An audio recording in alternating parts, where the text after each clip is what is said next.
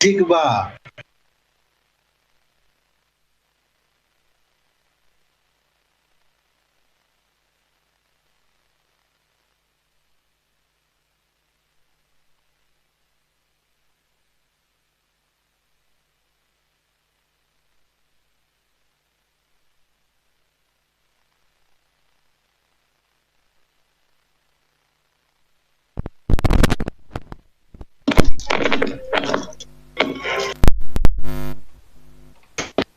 सुनाई दे रहा है?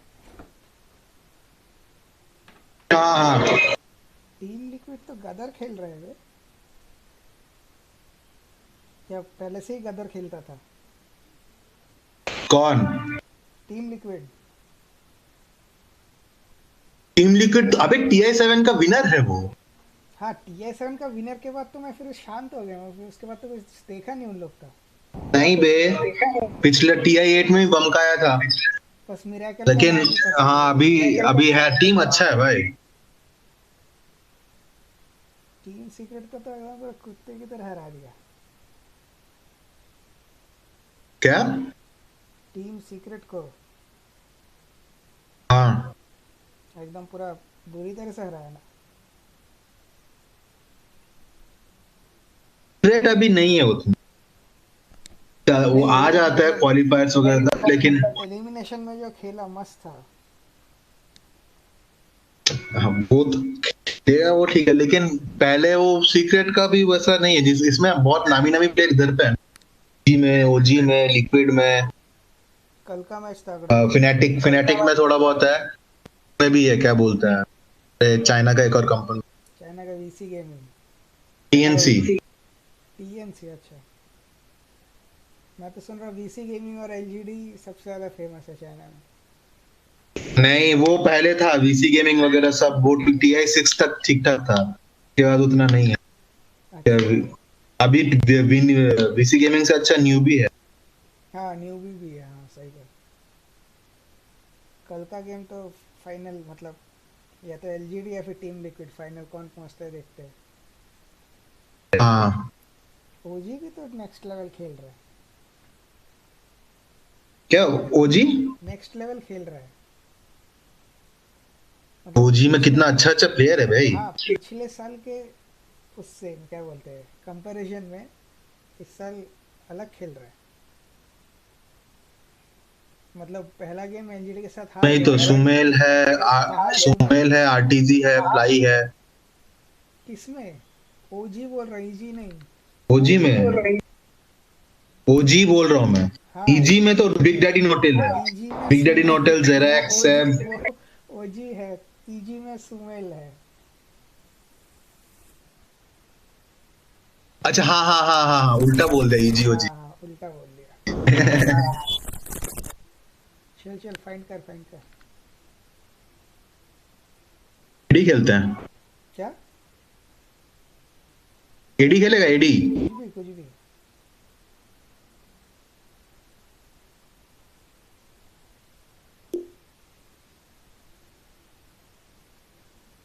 एलजीडी पे बाजी लगा दिया मैंने। 100 डेटा पॉइंट।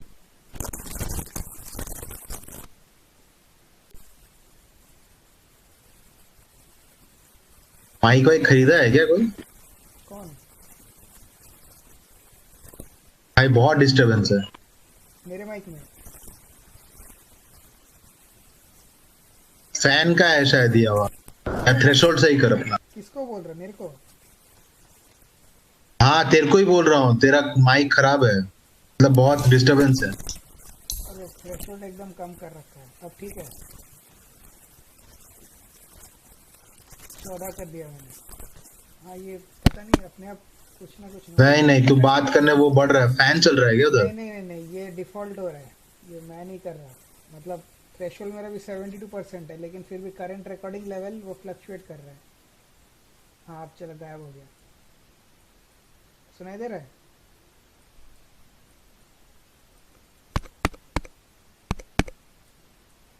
सुनाई, hello hello. Hello.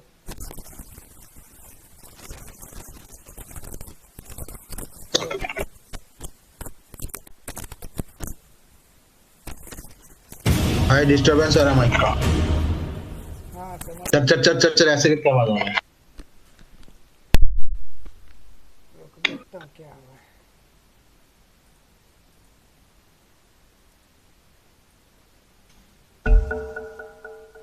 Hello hello hello hello hello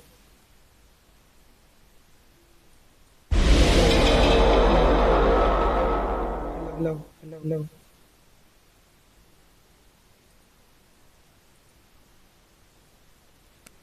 अब ठीक है क्या? अबे एबिलिटी ड्राफ्ट चेंज हो गया क्या?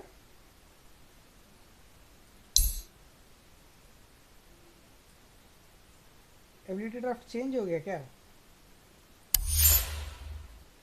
पता नहीं तो है। ये क्या मेरे में कैसे अजीब सा दिख रहा है, कोई पावर नहीं दिखा रहा। तो हुआ है गेम में। रुक मैं डीसी करके कनेक्ट करता हूँ।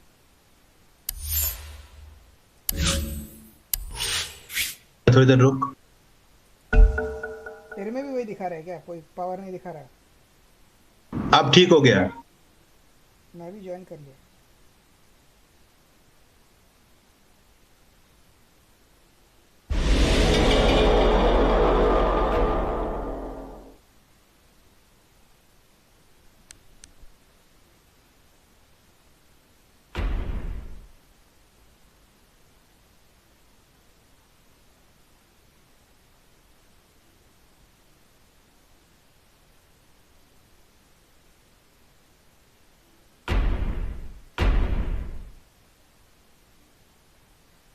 साला मंकी किंग लेके कभी खेला नहीं हुआ है। One.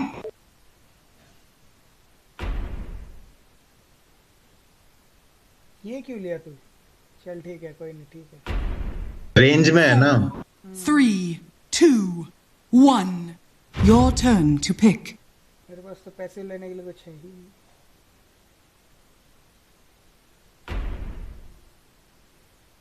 मैं सपोर्ट हीरो बन जाता हूँ।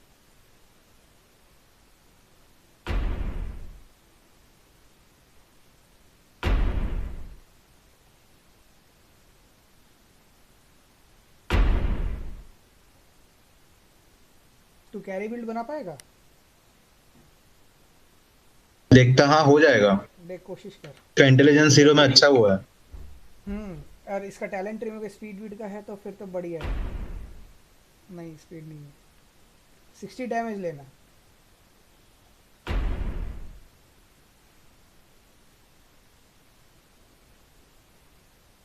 Four, 3, 2, 1.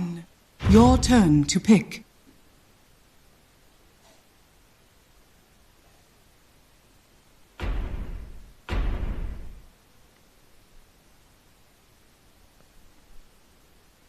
One.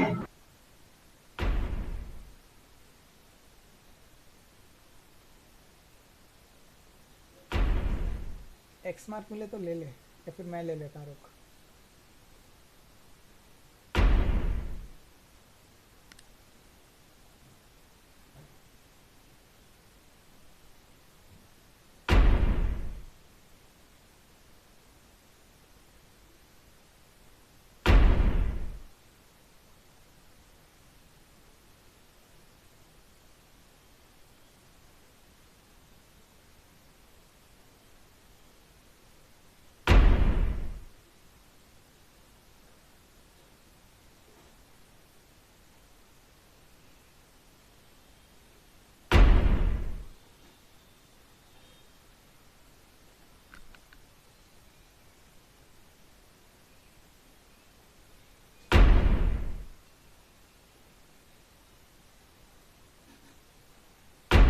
Four, 1.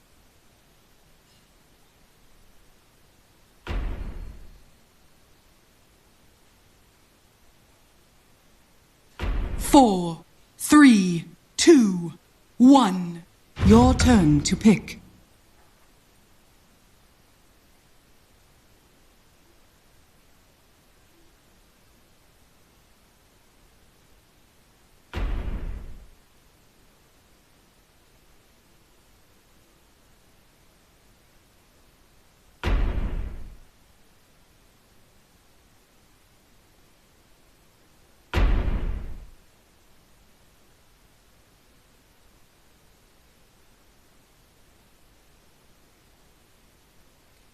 Primal spirit क्या है वो? हाँ 50% बाउंडलेस स्ट्राइक क्रिटिकल। कौन सा? मेरा टैलेंट ट्री देख, जो 20 लेवल वाला। बाउंडलेस कार्ड नहीं होगा, वो ले लिया है, फ्रंट ले लिया है फर्स्ट से, बाउंड स्ट्राइक।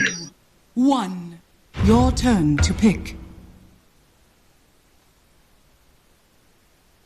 और ये बगल वाला primal spring damage.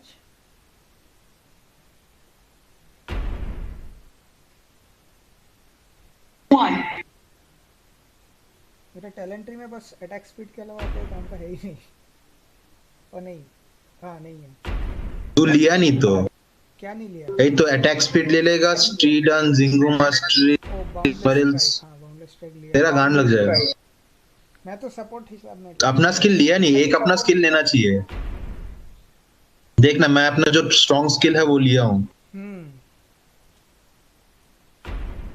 Fade bolt को मैं 15 में भी डाल दूंगा, 20 में भी डाल दूंगा, और 25 में स्पेल एम्प्लीफिकेशन हो जाएगा। नहीं, 25 लेवल चुक जाएगा। स्टोलन स्पेल्स तो है ही नहीं।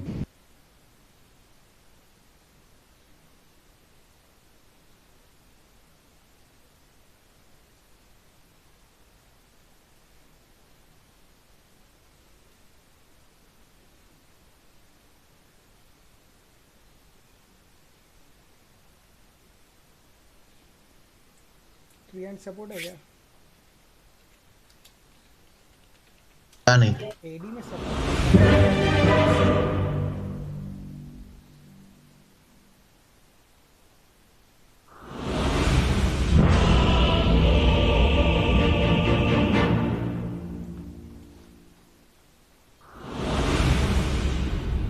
Perhaps a challenge at last.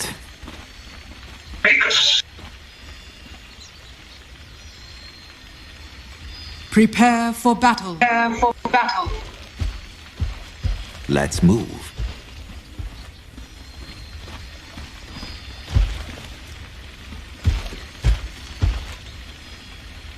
What are you?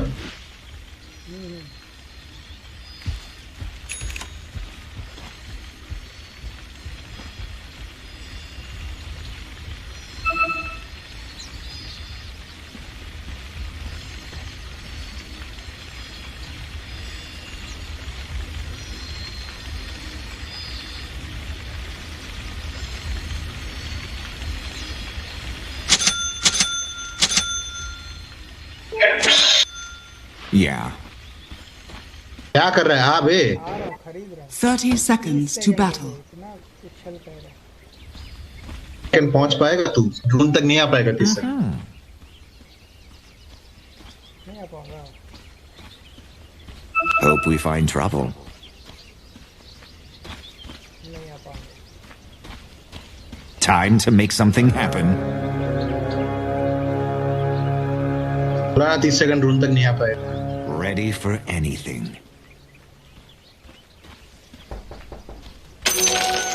Where I go, an army follows.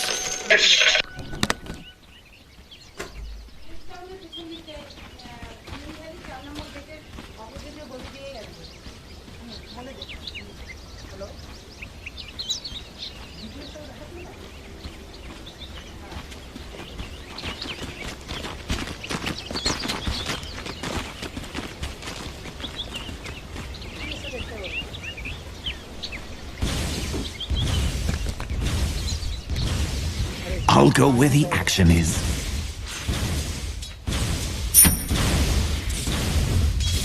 Let's go.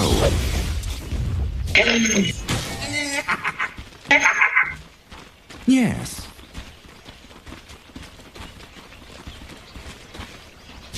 Let's get a move on.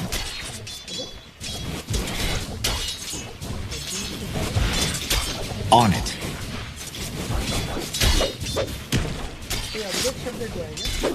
I'm ready. नहीं, Yes. मेरा है, मेरा है। मैं लिया हूँ ना एमके का। They can't stop me.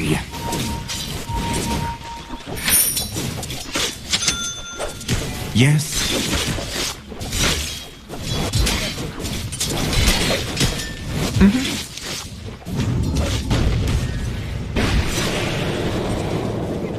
Okay. दूसरी जगह में कैसे गिराते हो? I'm Gabe Newell. वहाँ क्लिक करना पहले इधर पे, फिर उसको लेके जाके वहाँ पे क्लिक, क्या बोलते हैं ये डैमेज, और डैमेज जो डिनाई डैमेज होता है उसके हिसाब। पहले मैं पावर दबाया, फिर उसी पावर के बटन को दबा के रखा। पावर दबा दिया, वो लटक रहा है, अब उसको ऐसी जगह पे गिरा, डिनाई पे क्लिक कर, जो डिनाई की है डिनाई की पे क्लिक किया के बाद लेफ्ट क्लिक होगा दूसरी ओर जहाँ पे उसको गिराना है।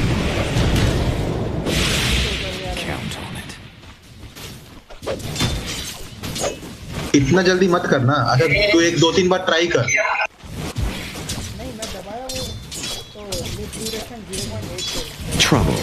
Here I come. अभी वैसे है, बाद में चेंज हो जाएगा। From here to the times are hard. भी टाइमिंग का वो होगा थोड़ा, वो सेकंड जो है वो तेरा कितनी देर लटकेगा ऊपर, बाद में वो लटके तो उसको देख के संभालना। एक बार पढ़ ले उसको क्या है। 3 मिनट के अंदर मेरे को मेरा आइटम नहीं मिला, मैं क्लियर मारने लगा। Yes.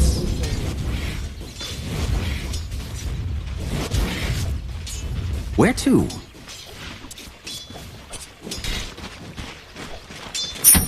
Let's get a move on. Radiant structures are fortified.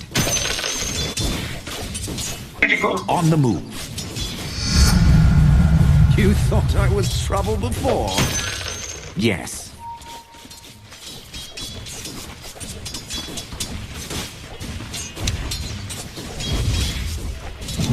You should have stayed home. कोई और लेफ्ट वाला की होगा, देख वो पूछता है एक जगह।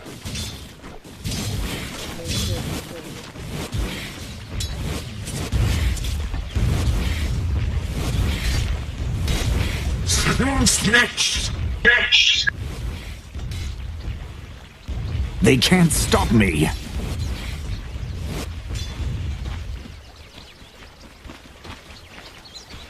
Okay.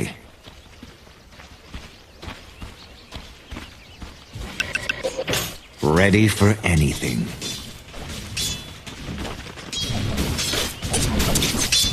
There's that gold. Hope we find trouble.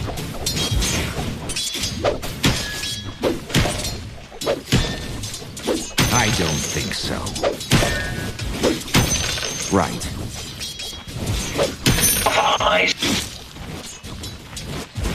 Time to move. फिर एक बार लेवल 4 ऑन स्किल लेंगे, ठीक है? फर्स्ट स्किल लेता हूँ, टस्क वाला वो लेता हूँ, ब्लॉक करने से। Got it.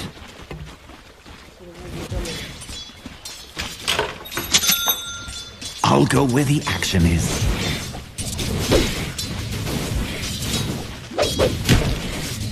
Who's next? The is denied. Yeah. Let's pick a fight. अब ले सकते, चल इसकी। भाग।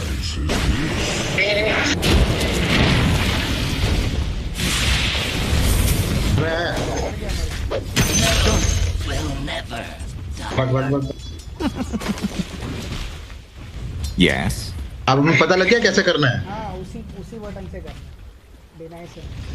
Very well. डिनाई से ही करना है ना? जिससे उठा रहा है I journey. अच्छा।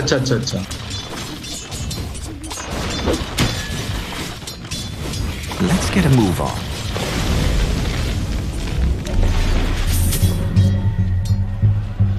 I need mana. Time to pick a fight.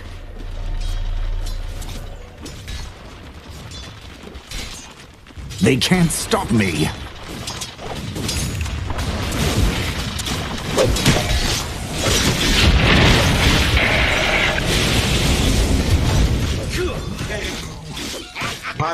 मार। लो रहा है वो। Okay. अबे उधर नहीं था।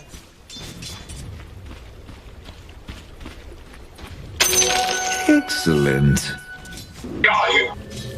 Ready for anything.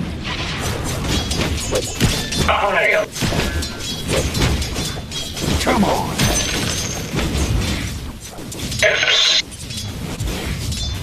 Yeah.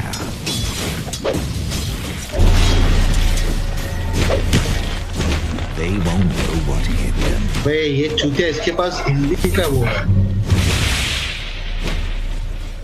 Time to make something happen. यहाँ पे ये करना पड़ेगा. अरे उसका इसका ये पेड़ों के बीच में हिंदी हो जाता है. वो ट्रेंड ट्री का वो है. वही मैं कह रहा हूँ. एक बार यहाँ तो वो लगा वॉल लगा. There.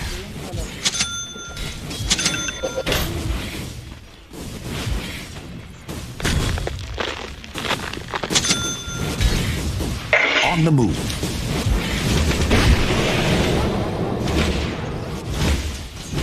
Yes.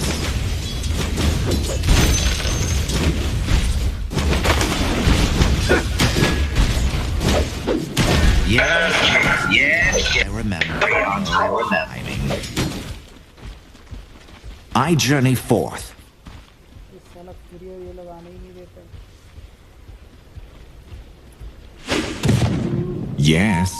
Stone speed Titan वैसे ही रहेगा कुरियर का. कुरियर में रहा. Let's get a move on.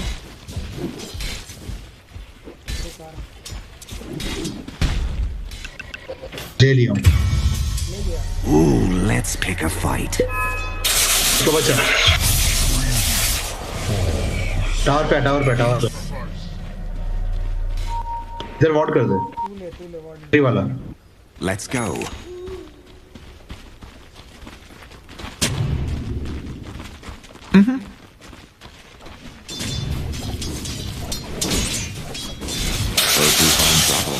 इधर. Time to move. पता. हील है इस मादर. का बच्चा हील लेके रखा है. हील एक नहीं 2-3 लेवल पे. Don't mind if I do. Okay.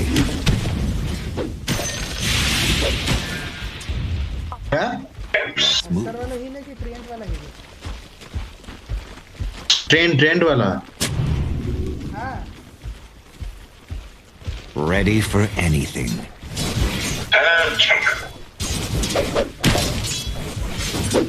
They can't stop me.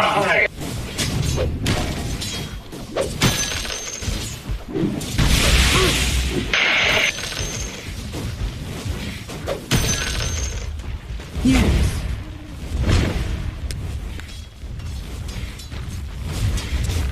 Show me what you've got.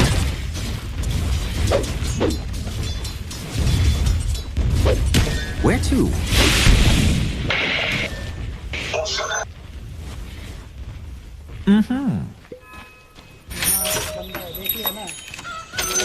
Excellent.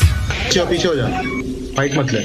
I'll go with the. नहीं वो उसका हिंदी का लाऊंगा.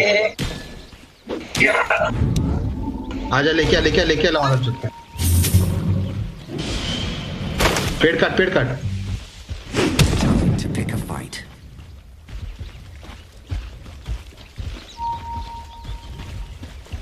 Let's get a move on.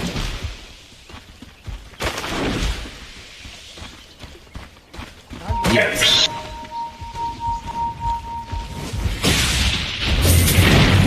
I'm ready. Your middle tower is under attack. Right. They won't know what hit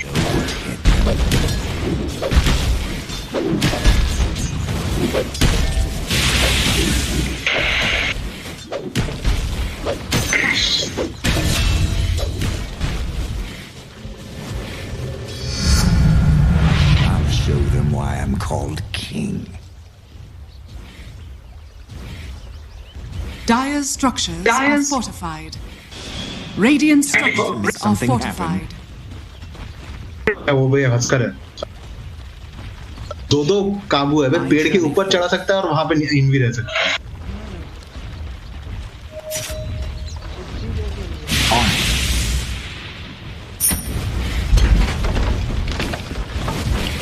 Do you know who I am?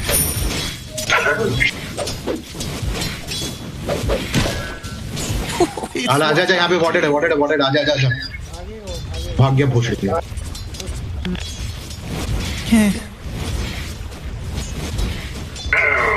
नहीं मार vision नहीं Ready for anything.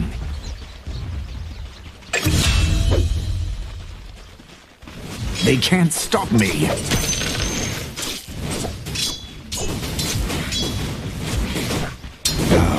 Your middle tower is under Killing attack. spree.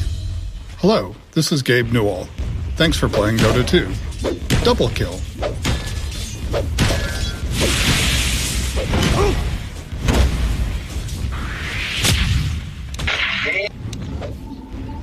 Very well.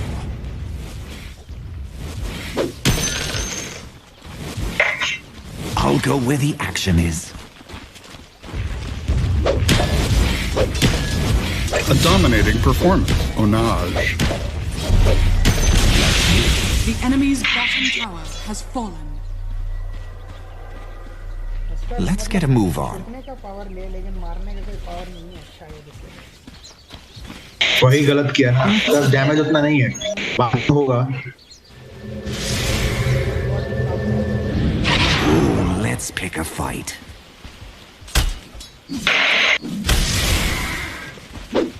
Let's go. तेरे जाते ही दो लोग कूद गए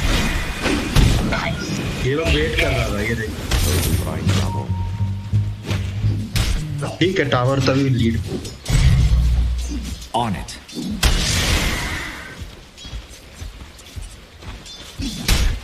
Yeah.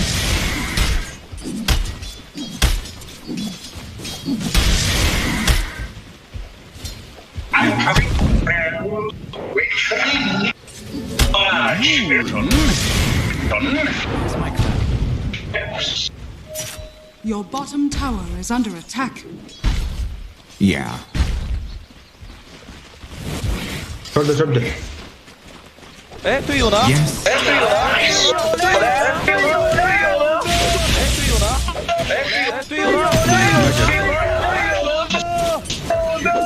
Time to move.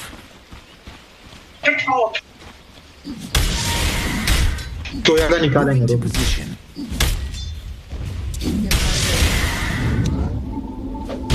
Got it. कहाँ उधर कहाँ गिरा है On the move.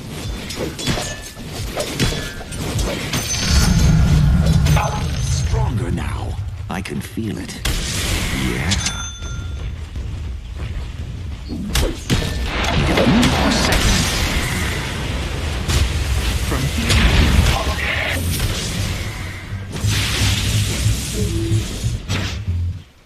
Where to?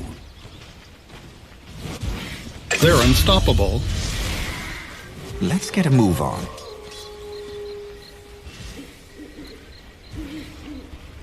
Yes. This'll come in handy. Double kill. Ready for anything. Excellent. Okay.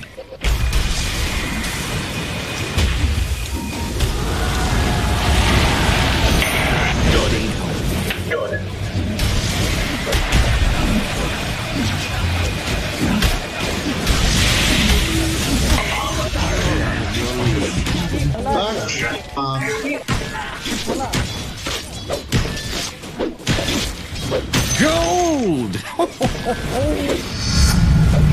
I'm just getting started.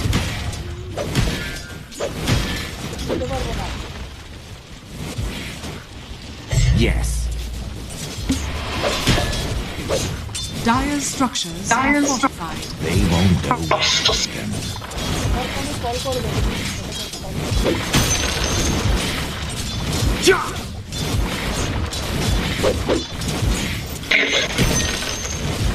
It ends here.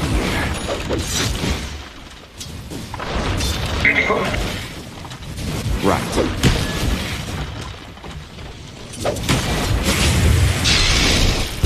Okay.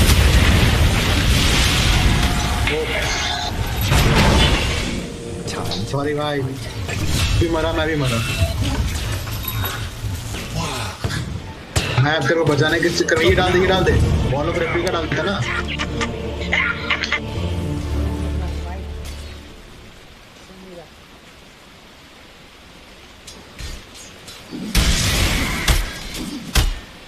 उनका का radiance बन गया है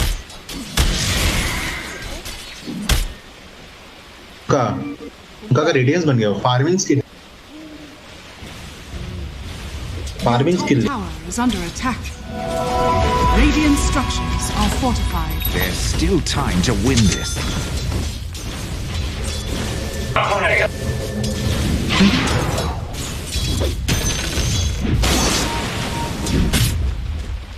Hope we find Killing spree. I'm ready.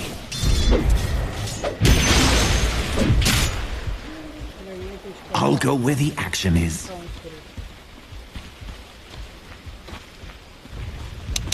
Ooh, let's pick a fight.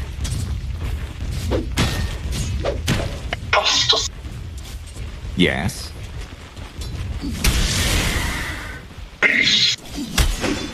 Where's my cloud?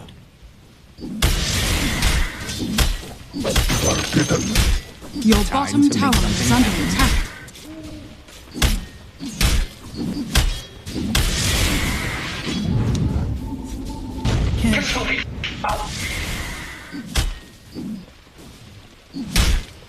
Yes.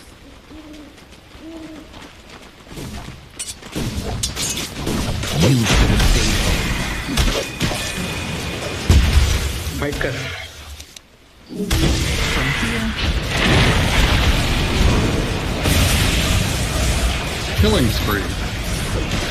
Your bottom tower is under attack. Whining now? Yes. Your bottom tower is under attack. Moving to position.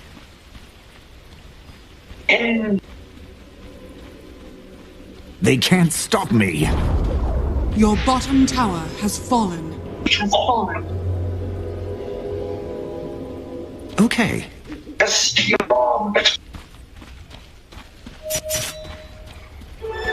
I journey forth.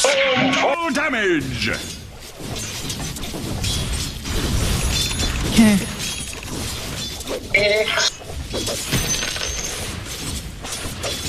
Let's move.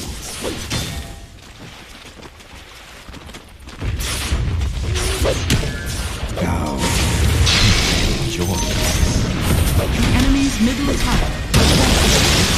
Your top tower is under attack. Radiant structures are fortified. Yes.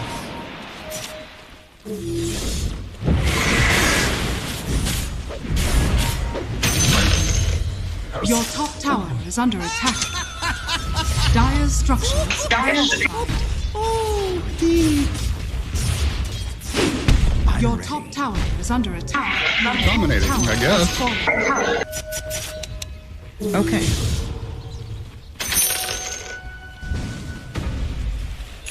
Yes.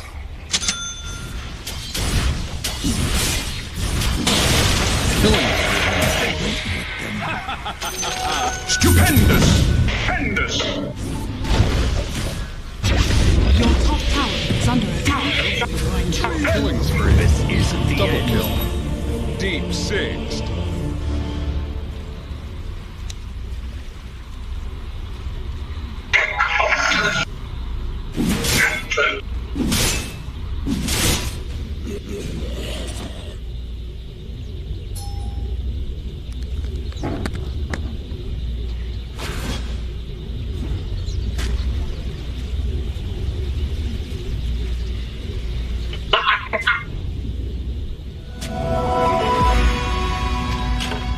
Nothing will keep me down.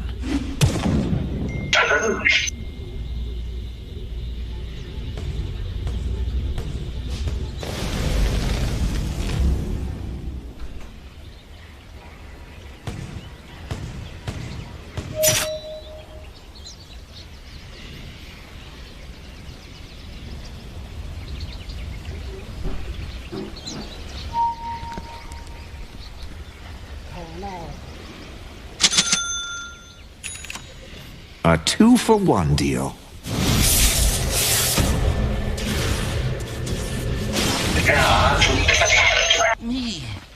My sorcery is unstoppable. Hope we find trouble.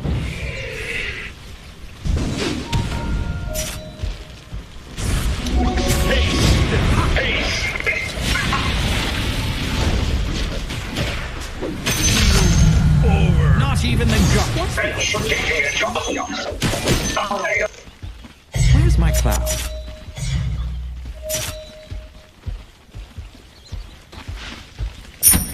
I'll go where the action is.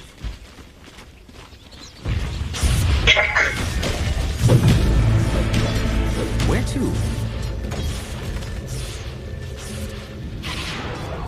I'm under attack. Ready in a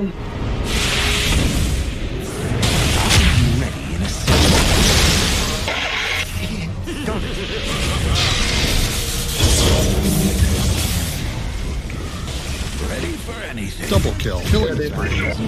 Double kill. गंदा था, नहीं जाना चाहिए था हम लोग, ये साला टॉम स्पीड के चक्कर में जाना पड़ा। थोड़ा रहो बैक करना चाहिए था। हॉट था, बैटल जीत गए।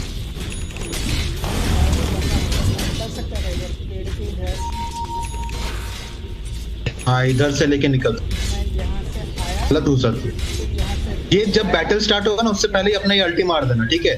डायरेक्शन ऐसे करके मारना जैसे तेरे को सामने डालना है, ठीक है? अब टावर के हॉरिजॉन्टल में तो तेरे उस तरफ टावर फेसिंग होगा। अगर मान ले टावर के डायगोनली मारना है, डायगोनल बोल रहा हूँ, हॉरिजॉन्टल, तो फिर तेरे को फेस चेंज करना पड़ेगा। ये डायरेक्शन के ऊपर है, वैसा लाइन बन जाएगा सामने। Yes. Your middle tower is under attack. Stop me.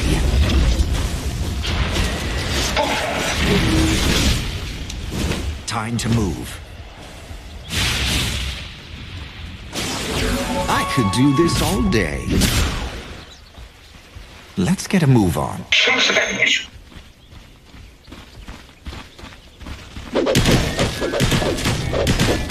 That's right.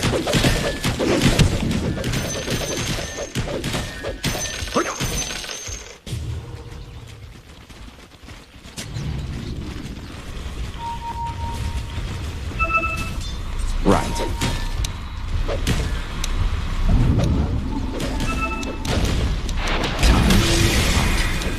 Get over.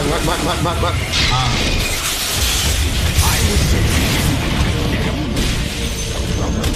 The enemy's top tower.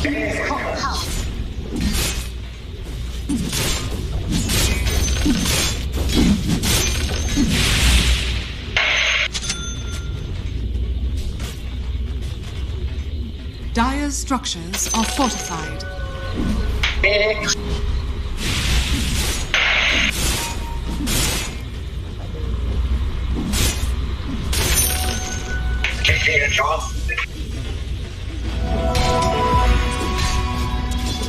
No one kills the king. I needed a break anyway. Away with it.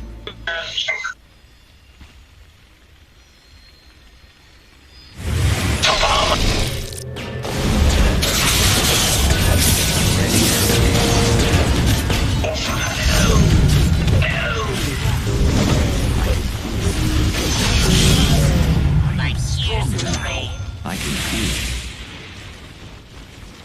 It ends here.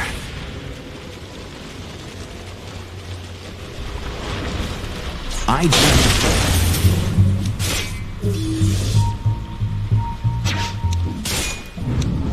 Hope we find trouble. That's how it's done.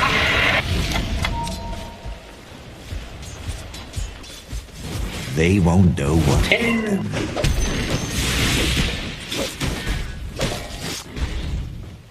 Let's go.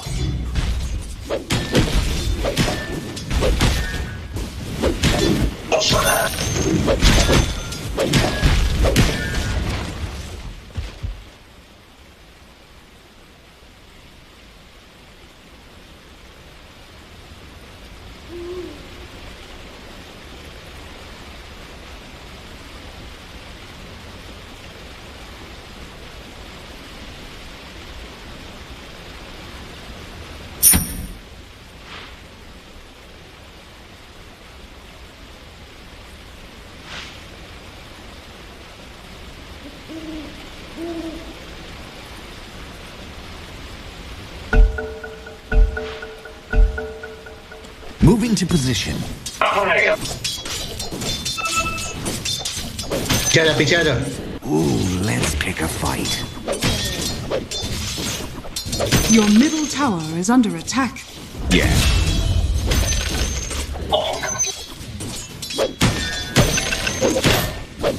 On the move.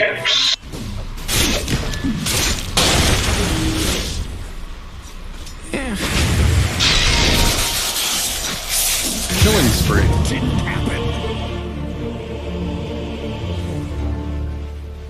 बोला पीछे आ जा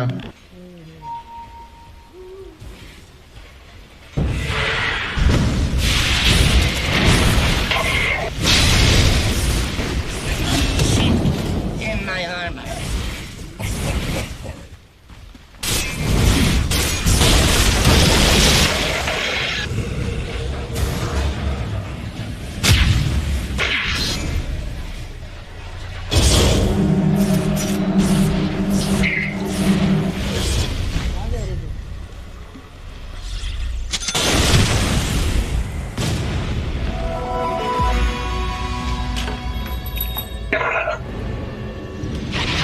They can't stop me.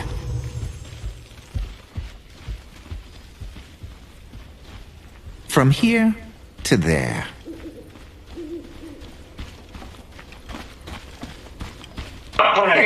You're out of your league.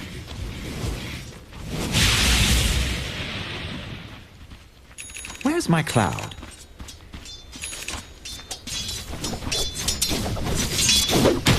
Ready for anything.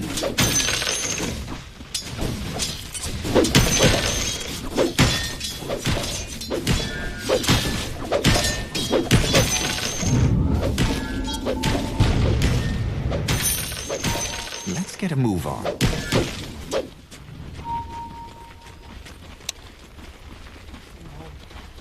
I'll go where the action is.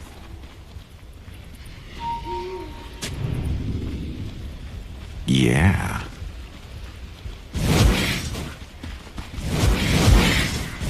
In fine form.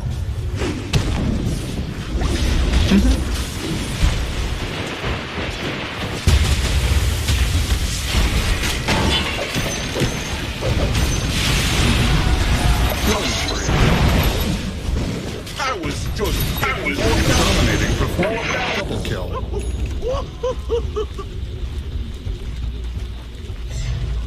Yeah.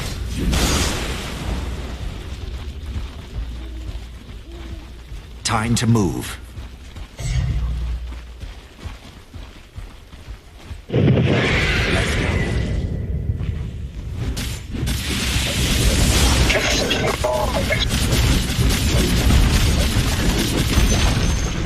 The enemy's top Yes. tower has fallen.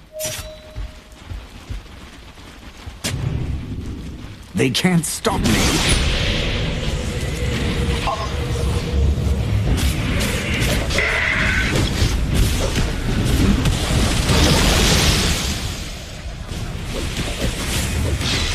Dominating, I guess.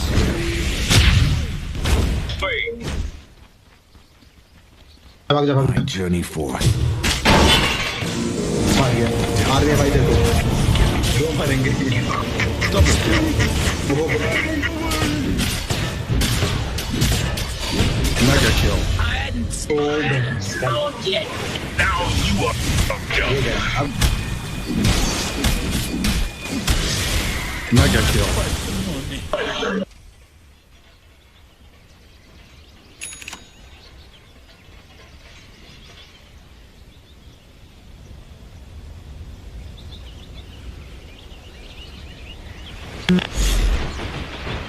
Meteor hammer बना दिया क्या बना लेकर sir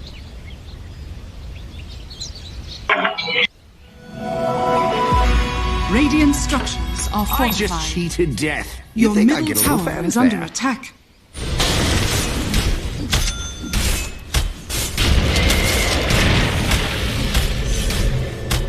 They won't know what hit them. I'll go where the action is. Get over here and help.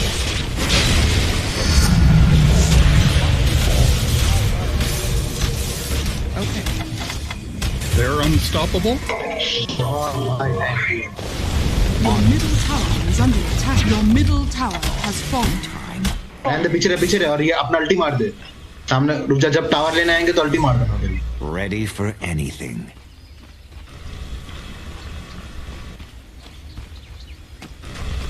Let's get a move on. ये है, यहाँ पे है वो, कर मार दे अल्टी, वही मार दे अल्टी।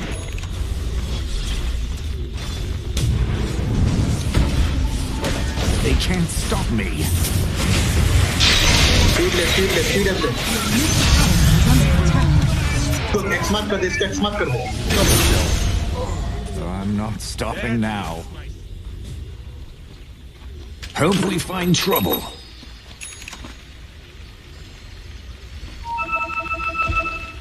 Your top tower is under attack.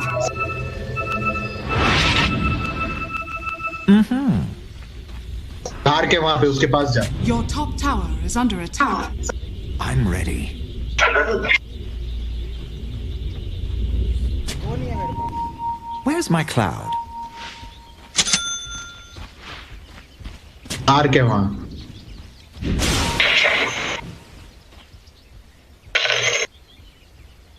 कैसे पता लग रहा है उसको?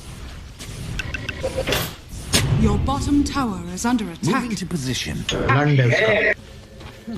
यस साला। Got it.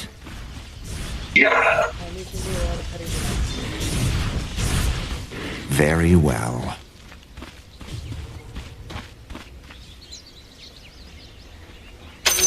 Stupendous! Stupendous! Time to make something happen.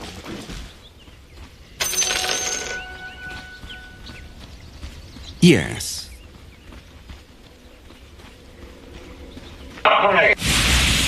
I'll go where the action is.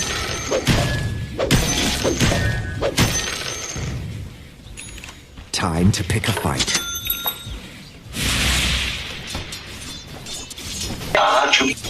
Yes.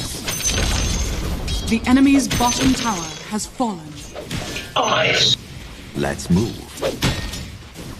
Killing spree. From here, Ownage.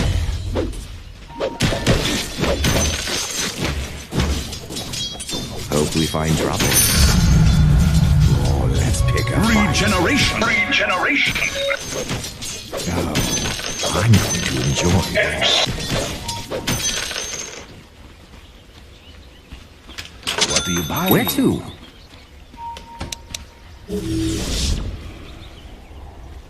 Okay.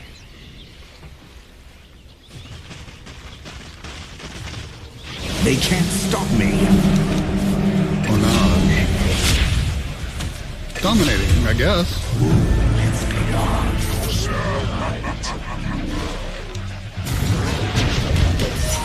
Denied! Killing spree. Right. No whining now!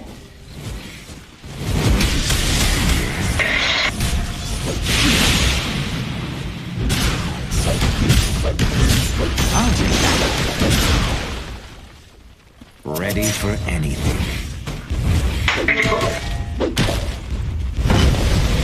Little help here. Dire structures.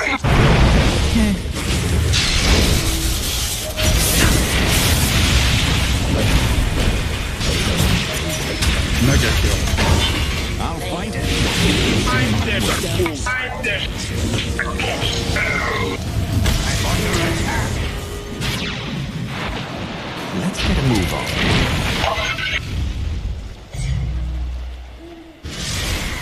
I'll go where the action is.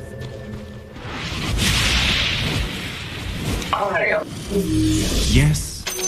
That should help! Yes. Illusion. Time to make something happen.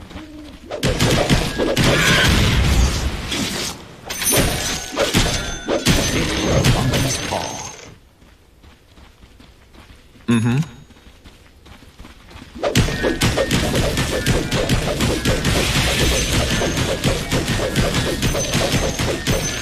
I journey forth.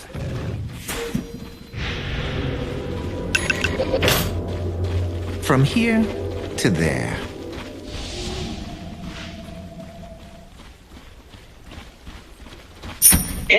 Yes.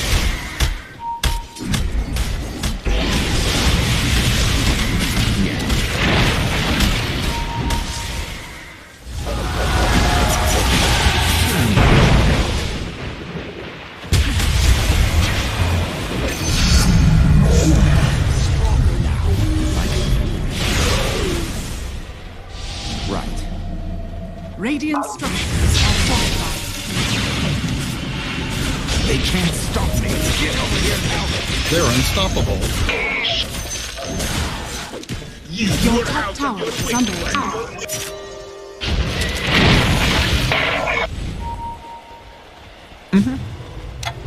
Your top tower is under attack.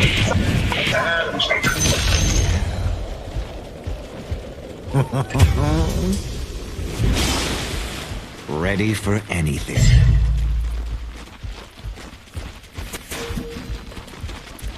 Let's get a move on.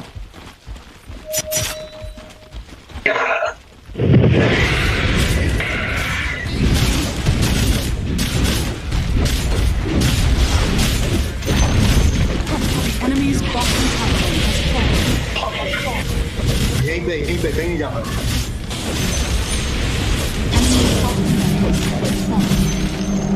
The enemy's bottom tower has fallen. Go with you.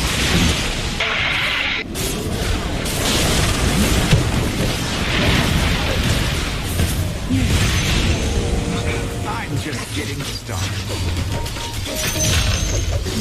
Not even the gods could stop me. Game हुआ नहीं. गंदा game चल रहा है वाला. मस्त लगा. मेरा पावर उतना भी खराब नहीं है. I journey forth. हाँ तू कॉम्बिनेशन अच्छा बना लिया है ना. On it. डिसेबल बहुत है. डिसेबल एस्केप सही है.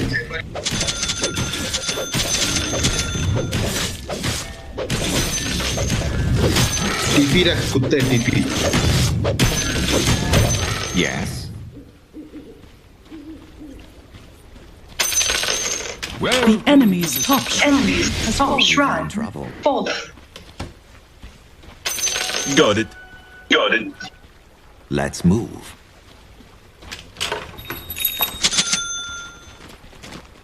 Let's go.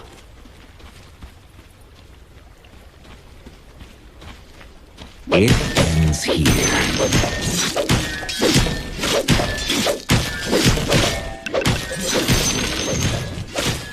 Yes.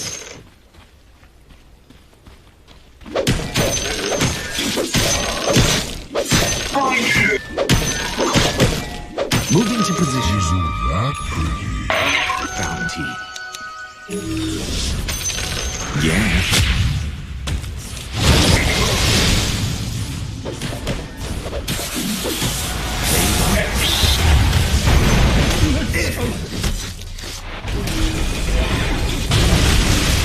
Move on. भाई मेरे पास टीपी नहीं. See what hit them. Ain't that long? I keep my enemies close, and their corpses closer. Yes. Again. ये बायबैक काय को किया.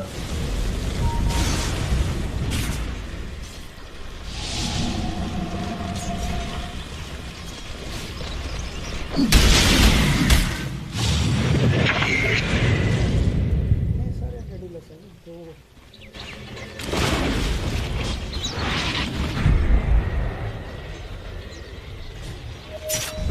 लिंक बना लेता है बुद्धू.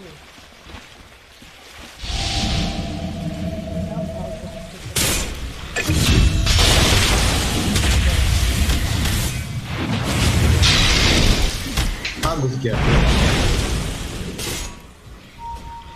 Your middle tower is under attack.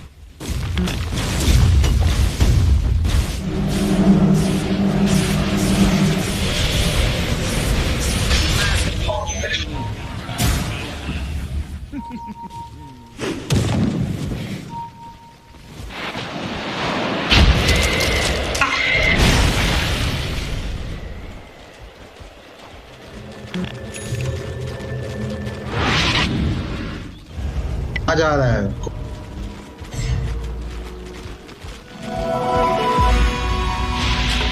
Oh, that's a strange feeling. हाँ वो मैं निकाल लेंगे।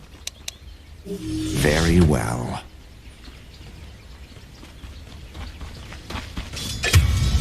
You should have stayed home.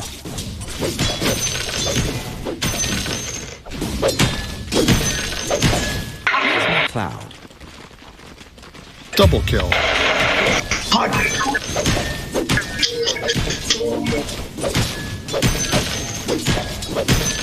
Keep it coming. I'm stronger now. I can feel it. Got it.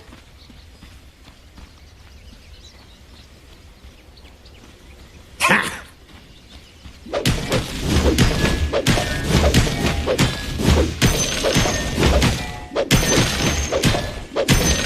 Time to pick a fight.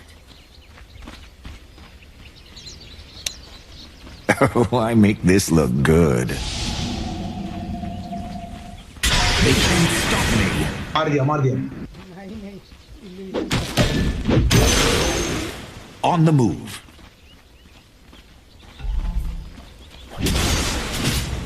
Yes.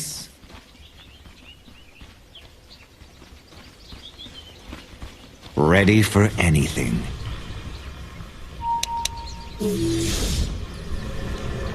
Where to? Little help here. I'll go where the action is.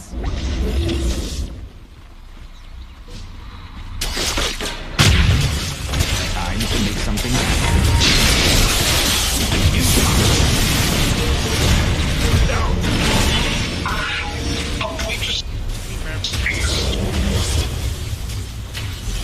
Double kill. Your middle tower is under attack.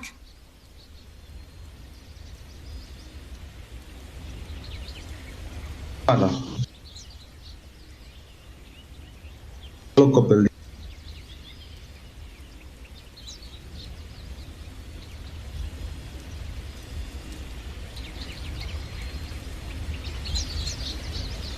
Oh.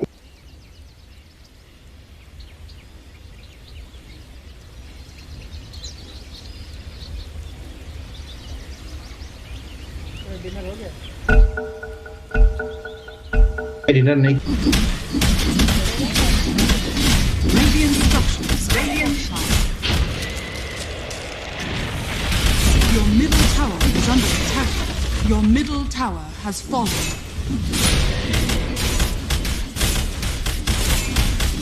Your middle barracks are under attack. Your middle barracks has fallen. Your middle barracks has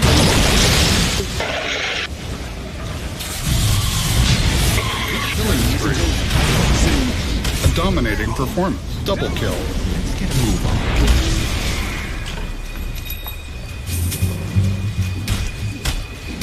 Your middle tower is under attack. Your middle tower has fallen. Hello. Hello. Your middle tower has fallen.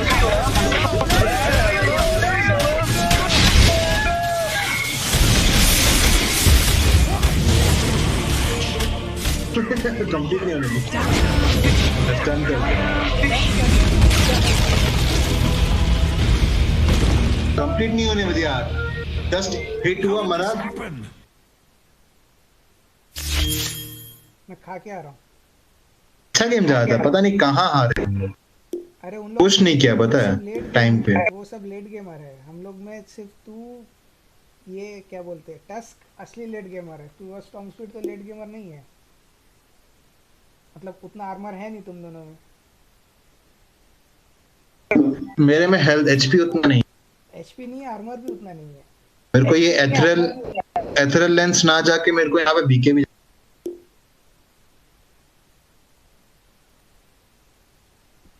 मैं खा के आ रहा हूँ।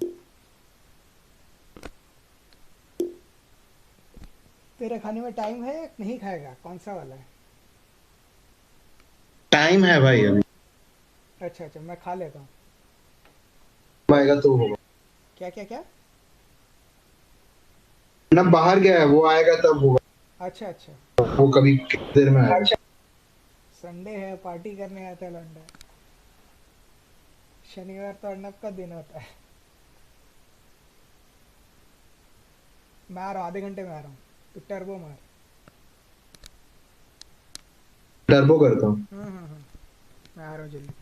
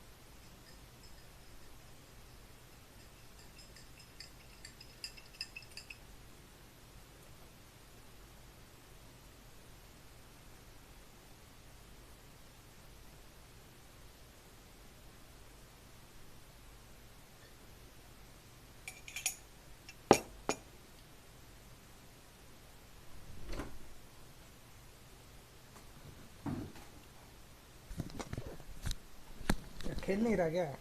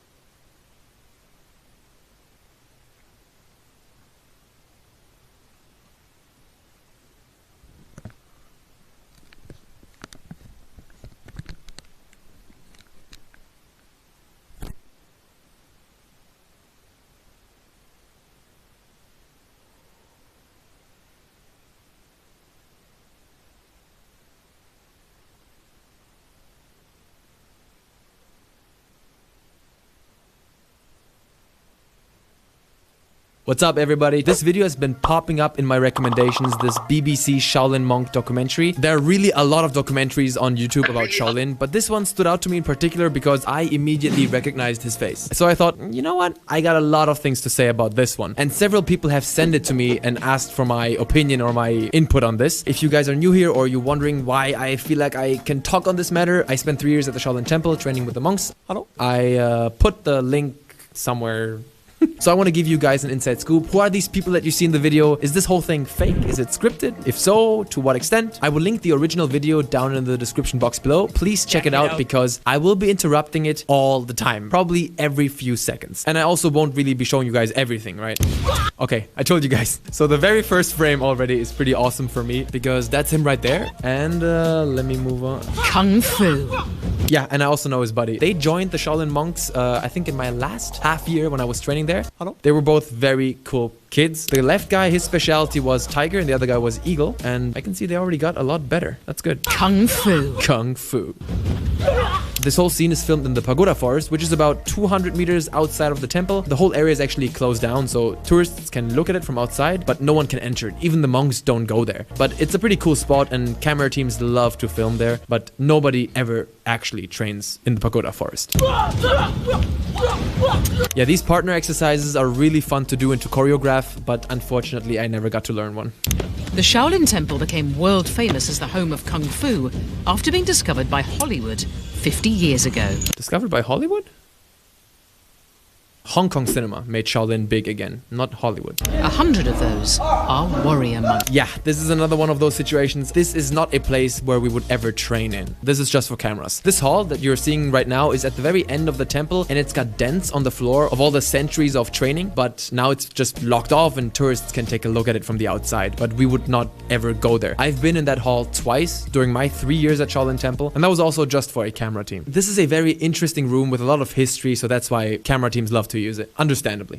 For these student monks, Kung Fu. They're performing Qixingquan right now, which is one of the most popular fist forms in Shaolin probably, because it's short, it's simple, it looks cool. Kung Fu is not just a martial art, it's a spiritual practice. It's a spiritual practice?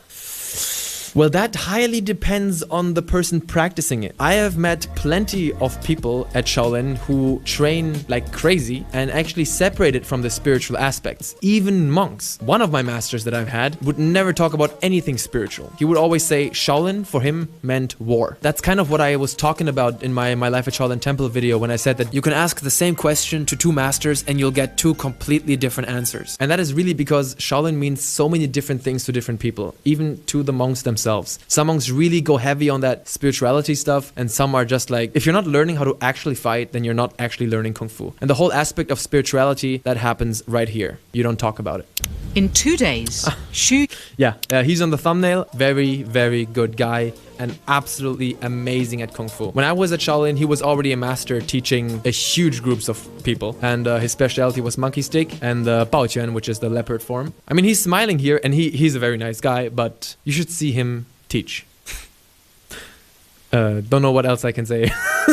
There's not much smiling going on during training. In 2 days, Xu Yangdian will face a test to qualify as a full warrior monk. I have seen several people have their skills tested while I was at Shaolin, but that was usually very unceremonial. Like, people come in from the outside, like young students or teenagers. They come into the training hall, then one headmaster of the warrior monks comes outside with a t-shirt, very casual clothing, and then takes a look. He's like, show me this form. Then they perform it. They do maybe something else, and then yes or no. One of the closest people that I've had at Shaolin came to the Shaolin Temple when he was about 16, and he told me that when they turn 18, they can decide whether they want to become a full-on monk or a full-on Shaolin warrior monk. But I've never heard of a test like this. And also, this guy has been a warrior monk for a long time already. Everybody knows how good he is in the temple. Everybody. This might very well be a narrative just for the camera. 功夫少林功夫跟其他武术的不一样的区别在于，它是一个佛教圣地，有信仰的地方。 Is the Shaolin Temple a sacred place in Buddhism? Absolutely yes. It's the origin of Zen Buddhism, and it does play a very key and important role in Buddhist culture all around the world. But unfortunately, the vast majority of warrior monks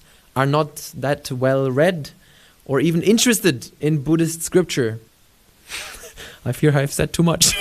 Mastering Kung Fu to the level expected at the Shaolin Temple takes years of dedication. True. It's always funny to me when foreigners come to the temple, they have trained for 18 years and then they think they're on the same level as a monk who's trained for 1 year. It's not even remotely the same thing. If you go to a school 3 times a week for 2 hours, or if you do that every day for 7 hours. Also, the methods are extremely different. You know, sometimes we've had people who come to the temple and say, oh, I want to learn this form, this form, this form, this form, this weapon, this weapon, this weapon. And then we were always saying, how about you just get the basics right? You have to imagine, traditionally, one form is practiced for years and years. Do you know how boring that is? That is true dedication. One of my masters told me that don't be like a rabbit who keeps on finding carrots, and then when he finds the next carrot, he drops the carrot that he just found. So he always just has one, but he never gets to eat them because he keeps finding new ones. And that's the same thing with the forms. How about you just do one right instead of learning new ones and new ones and new ones and not doing any of them properly? Oh, and by the way, we would never train there. This is in the middle of the temple. This is part of the area that is sprawling with tourists during the day, so you can't really walk around there. This was locked down for the camera team. We train in the training halls, which are outside of the tourist areas. But, I mean, it looks cool. 如果要这次没有通过，还是非常对自己的一种失望。 The monks do have a lot of media experience. Camera teams are there at least every month. I'm not saying they told him word for word what to say, but if you speak Chinese, you can clearly see he's saying what he's supposed to be saying. Everybody who's involved with the temple to a deeper degree knows what words to say to the cameras in order to sell it. They're great people. Again, nobody talks like that.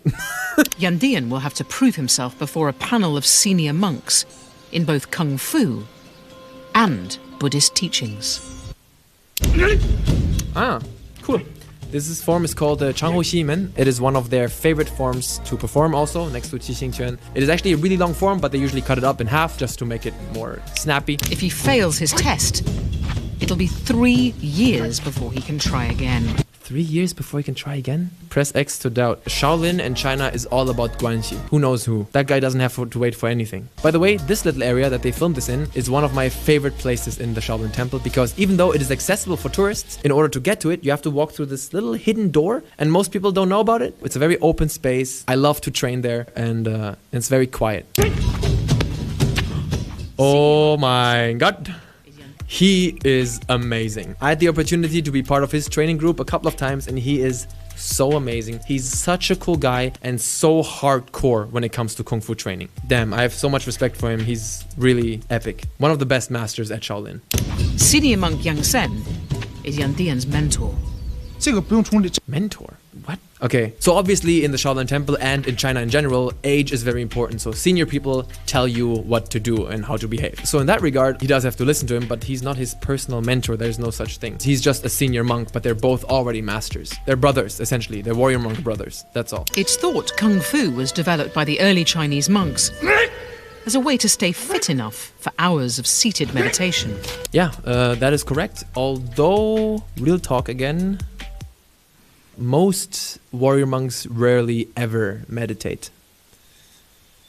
Sorry. In the past, Shaolin warrior monks Beautiful used form. skills to protect their monasteries and villages. Protect monastery and villages? Now that is correct, although not the whole truth, because the Shaolin Temple was involved in much more than that. They were actively engaged in war several times. The way they market themselves right now is all about, oh, Shaolin Kung Fu is about peace and health. That's part of the truth, but that's not the whole thing. Shaolin culture is very complicated and political, but it's very difficult to market complex ideas, so they always water it down to that peace and love and meditation and spirituality, when in fact, that's not even true and they know it, right? So, for example, some of the fist forms that they have in Shaolin actually can be dated back to certain time periods. For example, there are forms that are very aggressive and pragmatic, and these forms date back to when they were engaged in war. And then there are forms that are very slow, all about the breathing exercises, very internal, and these date back to more peaceful times. Each monk chooses a specialism. Yeah, my specialism was the whip and the sword. 加上这个后棍的高 He's amazing. 高举技巧动作啊，那对非常的渴望的希望能学会。 Yeah, the monkey stick is one of the most, if not the most advanced weapon in Shaolin. 你现在这个动作做不好，最大的原因是心，一定要把心静下来去做这个动作。 Yeah, I love this. This is not how Kung Fu is ever taught when the cameras are off. There's only beatings and yellings. This sort of talking about what's in your heart and what's in your mind, you might have that after the training when you sit down with your master and drink some tea. Then they tell you this. But during training, He will need to perform this routine perfectly. what? In my 3 years, I have never ever seen anybody go up these towers because their entrances are in the tourist areas and so they're locked down so nobody can get in. It's great for filming though. I mean, it looks fantastic. The abbot, who's head of the temple, will be judging him along with 3 senior monks. Yansen can only watch from the sidelines. What? Okay, this doesn't make any sense. Jensen is just like the other 2 guys. They are like the senior warrior monks. So I don't know why they say only he has to watch from the sidelines. That doesn't make sense. One of them was my master for about 3 months, 4 months.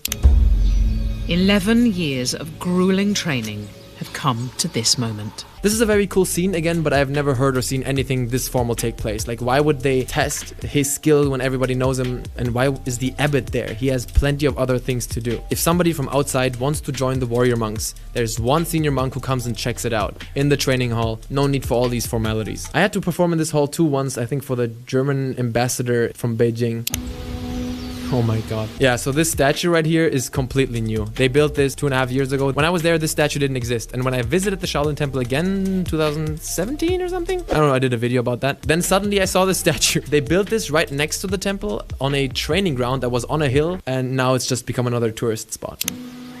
If he now fails the scripture test. Oh my god.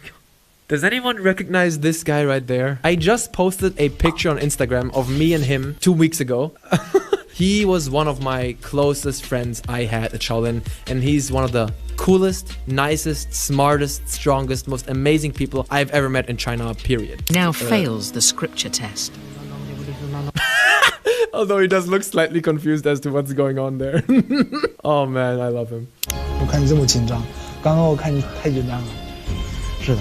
Yeah, very beautiful cathartic scene here at the end, but no one sits in this hall, no one chills there. This is, of course, for the camera. I hope you guys enjoyed this little video. I would say overall that this video is actually one of the best that I've seen. Even though it's scripted, it is kind of authentic. And I don't really mind them making up these...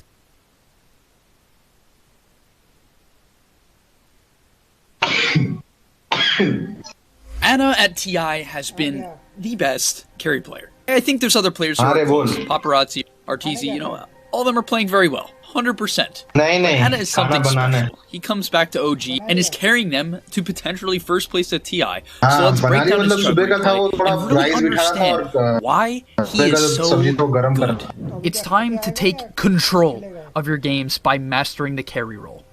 At GameLeak.com, we have hundreds of pro guides covering Position 1 heroes, as well as an entire course dedicated completely to the carry. Stop losing in the late game, period. Hit the discount link in the description below to steal the secrets of pros and unlock your hidden potential, especially as a carry player. So throughout the laning stage, we're going to be covering a couple main points to try and allow you guys to understand what makes him such a good laner. Right? It seems like in every single lane, he always has high last hits. So let's see why. The first thing he does is buy Coiling Blade. Now this is standard, but the second thing he does is drag this creep wave and heavily prioritize the denies.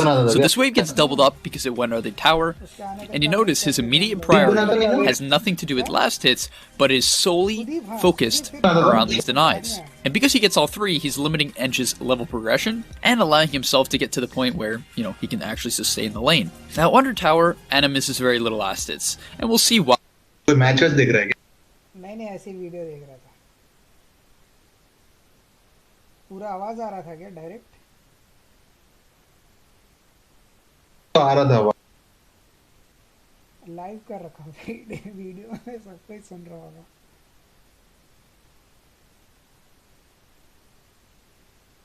तो tip करने बोल रहा हूँ, तू tip कब करेगा बे? किया तो था बे.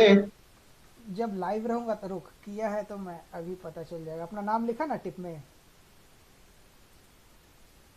हमारे ऐसे कुछ है. देख किया था या नहीं.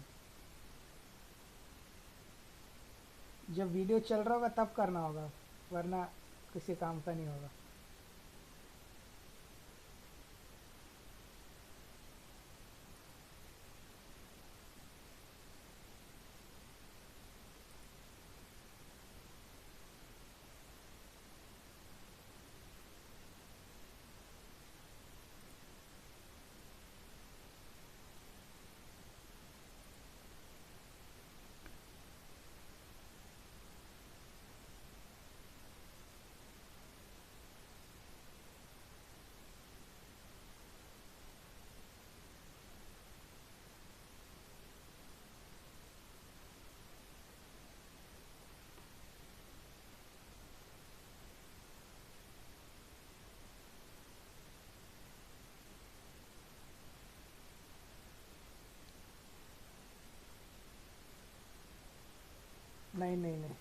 नहीं हुआ.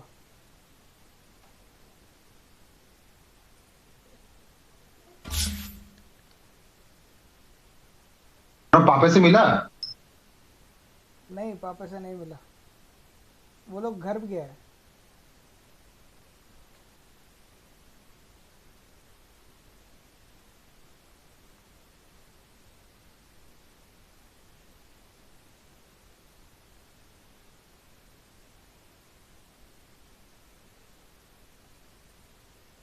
अभी क्या पीसी के सामने ही है?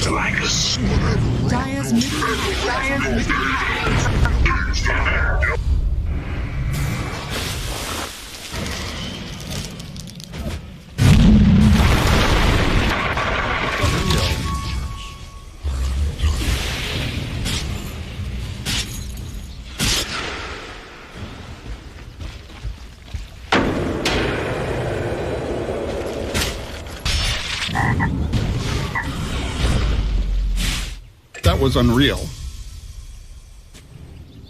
It's run empty.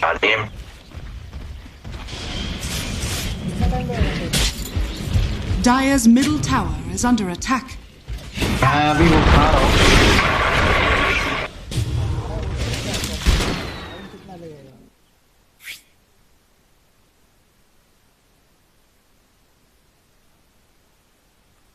ले टर्बो मान ले, मेरे को लगेगा थोड़ा.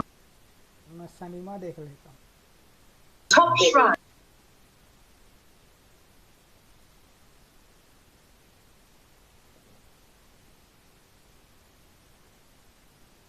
Radiant's top shrine has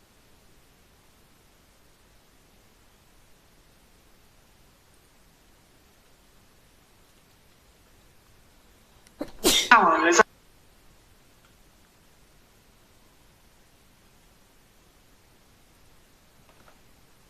top tower has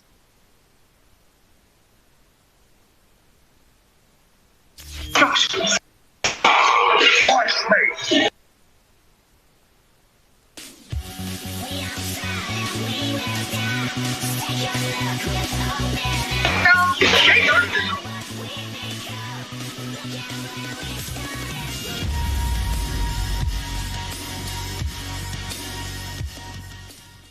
Hello everyone, this is Donnie aka Elevated with Dota Alchemy, and this video is part of the Efficiency series. And in this video we are going to be talking about how to farm efficiently, using your spells to farm efficiently and speed up your collection of gold on the map.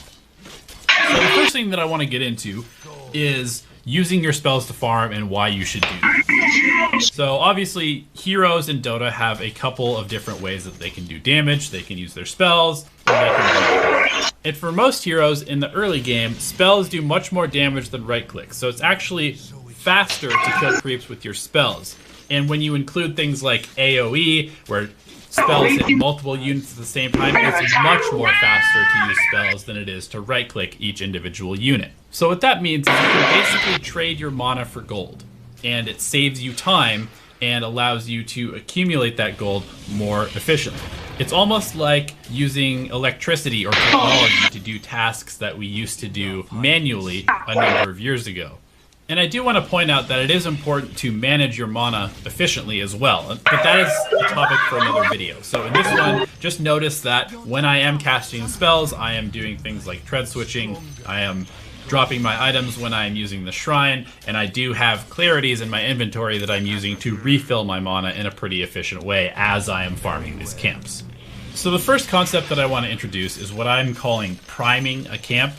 And basically what this is you use your spells to damage the next camp that you are about to go farm just before you finish the first camp that you're farming, or on the way to that next camp, or in order to pull that camp towards you. Because when creeps are damaged, they run to defend themselves against the target that damaged them. So you can actually use your spells to get the creeps walking towards you as you're walking towards them, which cuts the distance down by just a little bit. And every little bit of distance is important because we're talking about efficiency.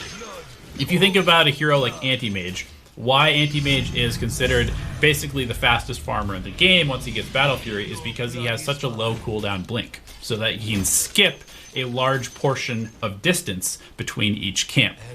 So on heroes that don't have blink, like Bloodseeker for example, you actually have to physically run, and you run around cliffs and run up ramps and stuff like that to get to the next camp. And if you can cut that distance down by just a little bit each time you go from one camp to another, it actually has a pretty big effect on your efficiency over the course of an entire game. So you can see what's happening is that as I'm going to the next camp, I'm using my skill to do some damage, which actually cuts down on the amount of right clicks that I have to do to kill the next camp. And also, it is pulling the camp towards me, which again cuts down on the distance that I need to go. So I'm actually reducing the amount of right clicks and the amount of distance that I need to run for 100 mana in this case. And you can get some extra value out of this priming the next camp, especially around the time that new creeps will spawn, because you can use your spells to pull camps and stack them. So if it is coming up on the next minute and the creeps are about to start, get a feel for whatever skill you're using to pull the creeps. Some skills have a little bit of a delay, like Bloodright, so I basically want the Bloodright damage to happen at the same time that I would need to physically right-click the next camp to stack it normally. So what's happening is that I'm basically using my spell to, again, cut the distance down. It's as if I was right-clicking the camp, but I'm just using a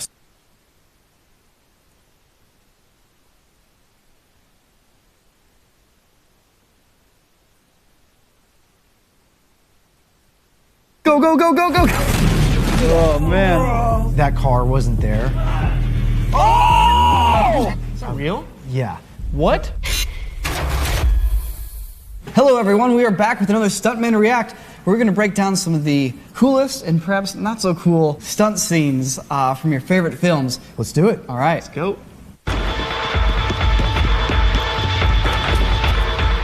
Oh, see, I love this scene. I love how this was like just a horror movie. Like when he's in the wall. Yeah, oh my god. Like... And the thing is like right here. Yeah.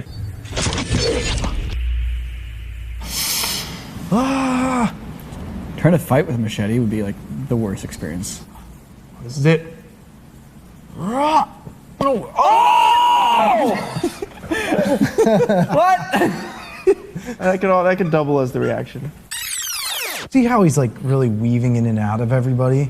I mean, that was great. Like he hits him with the machete even though he's got the vest on, so it doesn't really hurt him. Oh my god. So how do they do that? How do they do that? How do they not just murder a man for the sake of entertainment right there? I've had different theories. I think it's a dummy. It looks like a dude there like rotoed in. Yeah, it does. Yeah, I think they're both on green screen. Well, if you see the his feet at the end, they don't completely hit the ground. See how they stop? He's like on a mat or something. Oh, you're right.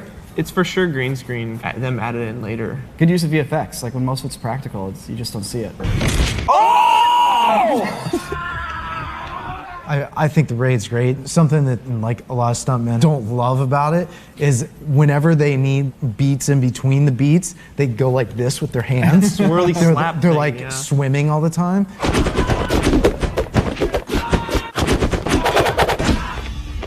But you know, something like The Last Jedi could have used a bit of that, like where they're constantly like on the move in between the beats. Maybe people are falling down, getting back up and running in, as opposed to just posing. Like stuntmen are constantly trying not to have egg on their face. A good stuntman's just gonna fill in the gaps with doing something. I'll just slip and fall and then stand back up and try to be on the same timing. With the third Batman movie, him and Catwoman are fighting all the other goons. People were taking reactions when they're hit by nothing. They just don't care. Look at the guy in the background. Oh my God. Fall down. The far left. Like he literally just is like, he forgot that beat. I'm just gonna fall. Yeah. No way. Wow. Are you serious? I think that they were hoping that they would like put in a batarang or something like later on.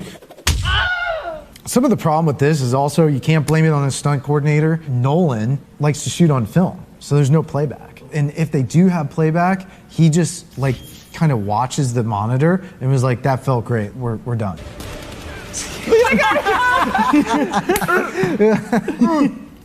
Yeah, that was like a foot away.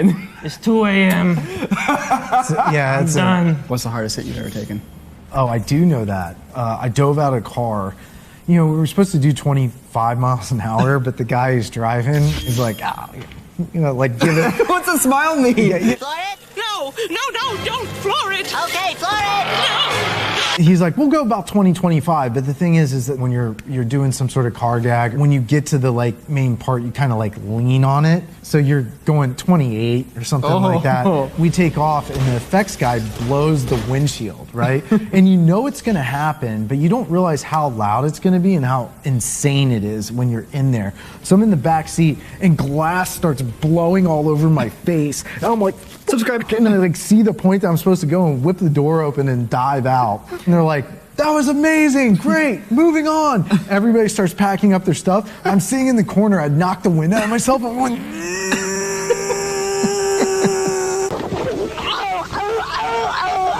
everything. They're like, Eric, you good? And I can't say anything because I can't breathe. Oh, there it is. Good! Oh. Watch, runs out. Ooh, man. Continue the scene. Savage. Yeah. Dude, you must have bounced so up on adrenaline. Oh yeah, I just knew I didn't want to screw it up. Like they're blowing everything up. And damn. Like the next day, every molecule in my body hurt. Sounds about right. I love the description that everyone just packs up. Like, it's like, I've got it. And like everyone just moves on. They don't check on the stunt guy. He lands in the box. It's like, all right, we're good. Yeah.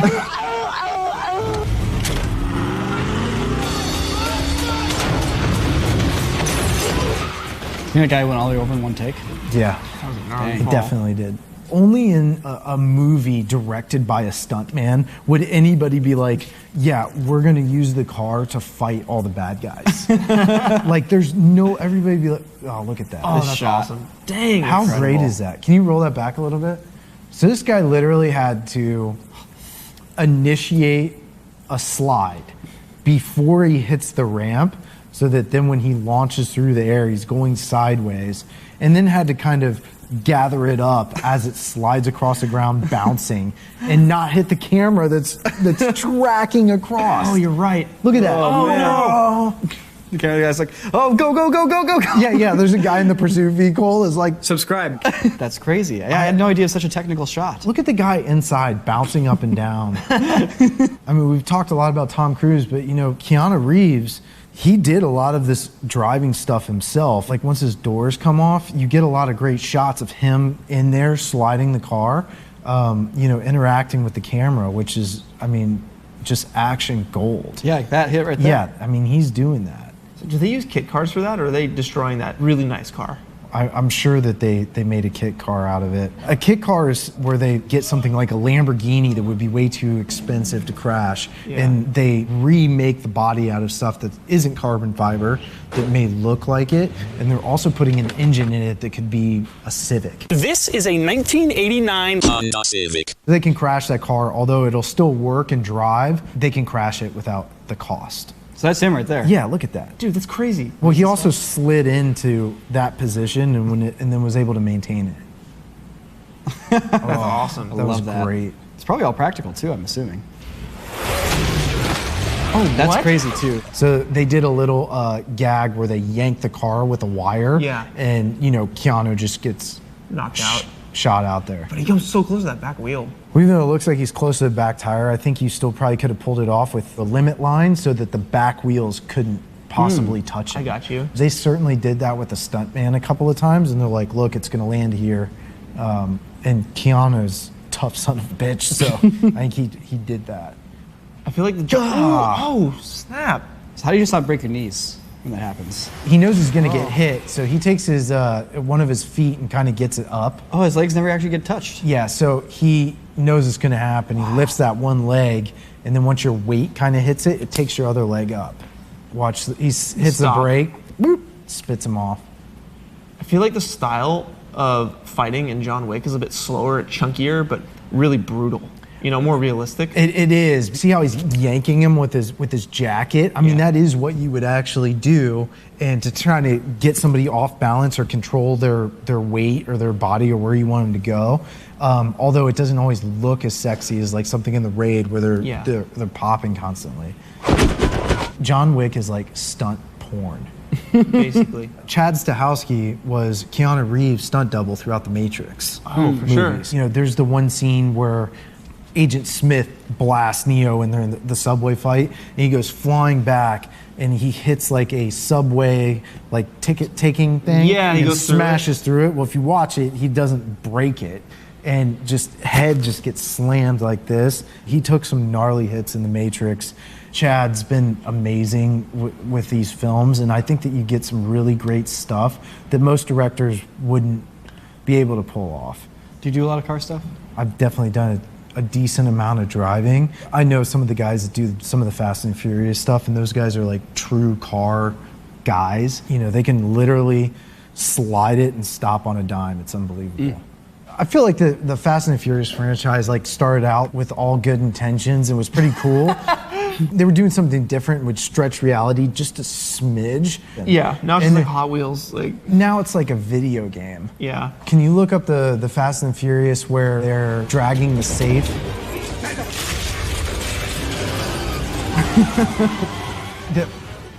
Man, is that real? Yeah.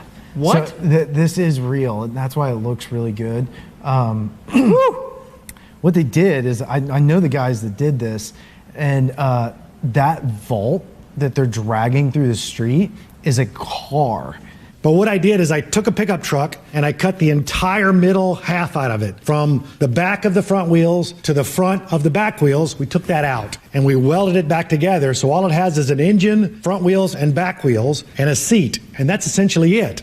and there is another guy that is back there, like looking through like a peephole, and he is literally like sliding the car, like drifting this car with a bank vault around it. Are you kidding me? Yeah, because those wires and everything are all there. So he's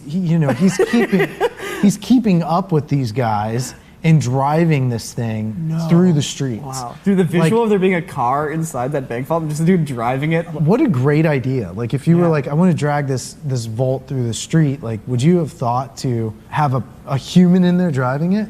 And if it was all CG'd, it wouldn't feel the same. You just could tell. Eric, you've opened up a window here that we otherwise wouldn't have, and I really thank you for coming out here and sharing it all with us. Oh yeah, thank you for having me. It was a lot of fun to break this stuff down with you guys. Now, people have questions about the craft and they're trying to get into this. Would you recommend they shoot you a message? Yeah, absolutely. I try to answer everybody. Believe it or not, I'm not very famous, so.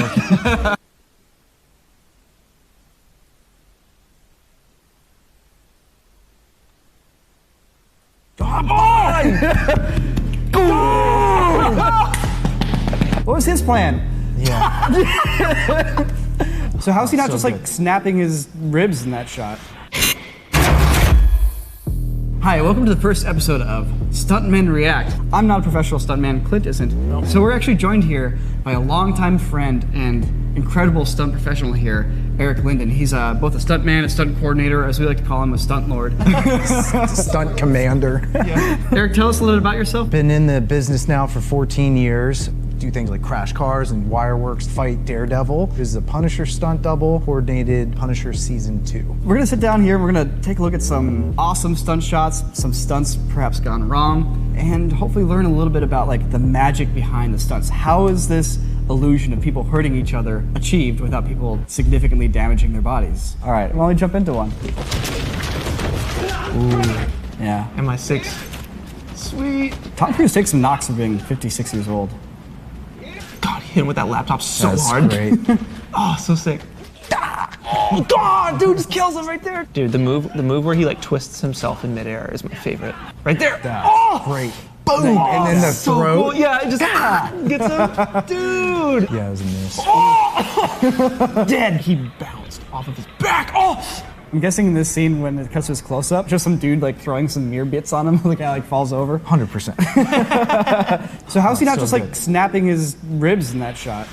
He's rehearsed it probably 100 times with no mirror. Not to mention he's padded up where he's gonna hit, and then also I'm guessing that thing is rubberized. A lot of times what they're gonna do in a big scene like this is that they literally make like Insulite, which is very thin but dense foam, and they'll cover the entire ground and make it look like tile, so that when Henry Cavill hits the ground, not only does he have pads on, sometimes they're even sewn into his clothing, but literally the floor is completely padded. There's a part where Tom Cruise collapses onto the urinals. I'm wondering if you can see an indent where his knee pushes down it.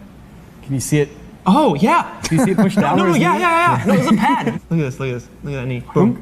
Yeah. Yeah, it squishes right there. Yeah. It's just a Nerf bathroom. Think? Yes. Almost every single thing in there is more than likely padded. I love that, it's man. Awesome. I love how Cruise is like, I need a break. Boom! That's awesome. Do you think Cruise took that hit there? He did. Yeah. What a cool breakaway wall, too. Onto a pad, like the hidden floor like you were talking about? Exactly. Yeah, I got a lot of respect for how much Tom Cruise throws himself into the action scenes. Tom Cruise has always wanted to do his own stuff. And so I think that happened maybe on MI3. The producers wouldn't let him do any of his own stunts. Basically what he did, he was like, well, then I'm going to produce it. So he became the producer on all the MI movies. Since he's the boss, he can just say, I'm doing it. Wow. So you're like hyper aware of any time somebody's like punches are off by a couple inches and stuff? Yeah, right here is a miss. Doesn't connect, right here. They're like, we'll put the sound in, you'll never notice. I mean, I think Cavill missed a punch when he was throwing a straight or two. When Cavill reloads his freaking biceps, I mean, that is action gold. They have like sounds. Regardless of whether their timing is on or off, you need to like adjust to them. The guy they're fighting here he's a stuntman as well as an actor. He can kind of help these guys. Part of the stuntman job is to help the actor look good. So how do you sell a punch? because the camera's seeing something that's in 2D. As long as you're stacking it kind of past the person's head, the camera can't tell depth. You can be this far away from Clint's face. So if you were gonna punch me in the head right now, yeah, can you demonstrate? I'd probably go in front and you would match it as I go across. Yeah. With the help of sound and editing, sometimes like on this right here, as he starts to move, we're gonna cut to the other side, which is him whipping his head towards camera.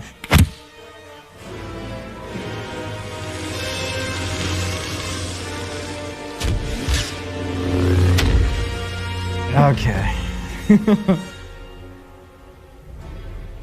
Oh God, I hate this. Yeah. Oh, that was cool. That was cool. Yeah, they are well aware of who Kylo Ren is. and they're all super cocky. And you're still. treating it like this? Come on, I will do a kata behind you.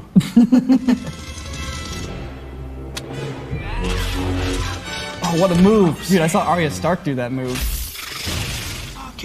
What was he doing? What was his plan? Yeah.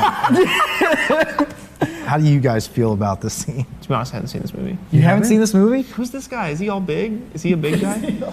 Eric, you need to get Clint straightened out, because every VFX React episode, Clint's like, I haven't seen this movie. Oh. I take it that you're not a huge fan of this scene. No, I really am not. But let it be known that I'm like a huge Star Wars fan. So that's why when like I see something like this, it really truly hurts my soul. I've never seen this movie before. I viewed this for the first time just now. It's kind of average. It was just like an average fight scene, like nothing special. But what makes it bad? Like, what's so bad about it? Well, go to the beginning.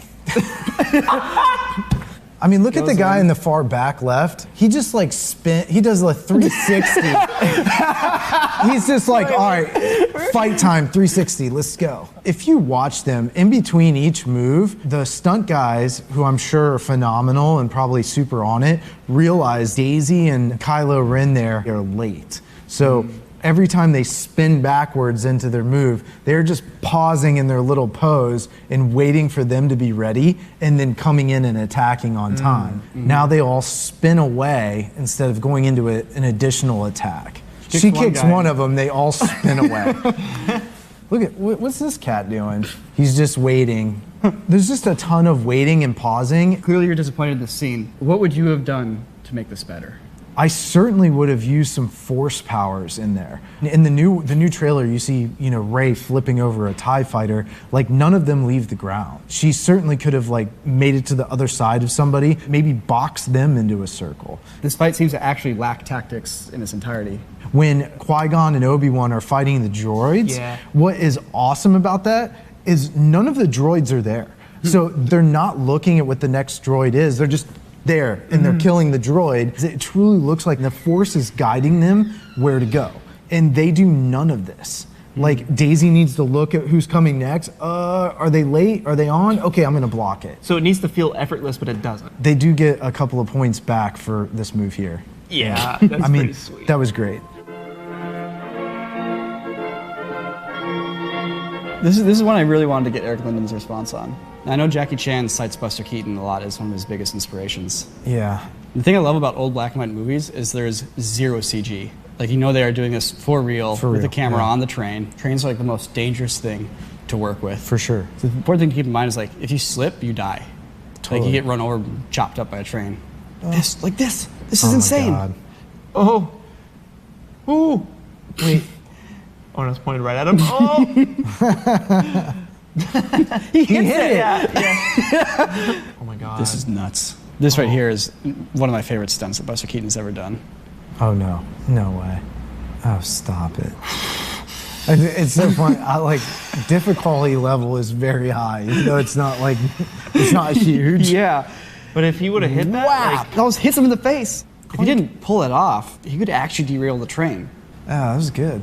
See, Buster Keaton's like a D&D character who has like a 20 for his agility. It's time to start talking. I'm not the one who's going to be talking. What we're about to watch right here is a fight scene from The Punisher, and this is from season 2. Now, you were the stunt coordinator on it. Yes. Which, if I'm not mistaken, that means that you're basically responsible for kind of directing the stunts, doing the choreography, as well as figuring out how it's all going to be shot. So something that we'll do is create a previs where we literally sometimes go to the location, have a bunch of stunt guys just kind of in their sweatpants, we lay down pads, but we shoot all of the action and work out the choreography so so that then you can show the director and the producers to make sure that you're getting as close to what they want as possible. A lot of times if they stick to that roadmap, I find the scenes come out great.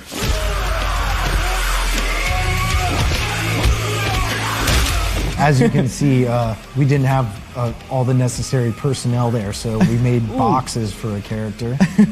Oh my god. And for a previs, this sure looks great. That would murder somebody. Oh, yeah. In the teeth. Oh, dude, broken leg.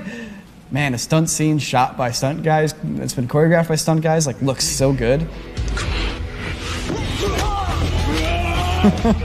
The previous sold harder. Well, this is very close, and I think that they did a phenomenal job with it. There it is. That's awesome. Oh, that guy took it even better in this one. Yeah.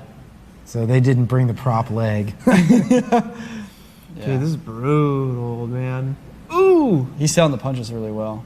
I just kind of wanted John to get his ass kicked a little bit. Because, I mean, you always see him just ripping through everybody. Berthol's doing a great job of doing the fighting. He did all of it. The Wow. whole thing.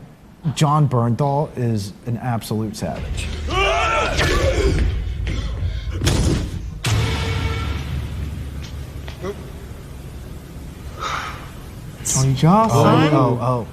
Oh, this is so good. Oh my god. Dude.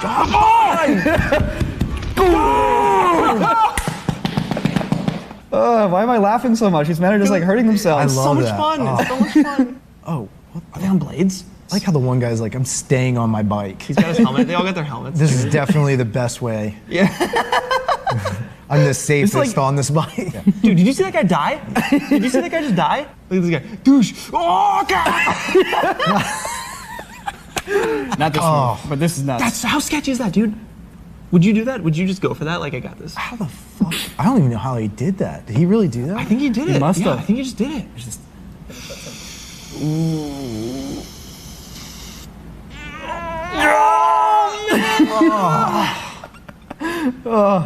It Like, looks really like they solid. really did that, man. It's insane. Are these guys just taking full contact hits in this scene? Like when he kicked him in the head, like that guy, he really did kick him in the head. You know, he's pulling it a little bit. There's some advantage in knowing that it's gonna happen. So as soon as he makes contact, you're moving with it. Yeah. But that's what's so great about these fight scenes in these type of movies. They are very real, and these stunt guys are really just going for it. Dude, got a freaking ATV comes in? I got 4 wheels. There are doors, guys. It's. This is crazy. It's like one wrong move and your skull gets crushed. Dude, this move. Oh. Oh. No. Oh, no. No. Oh, no. Oh! So He's like, sick.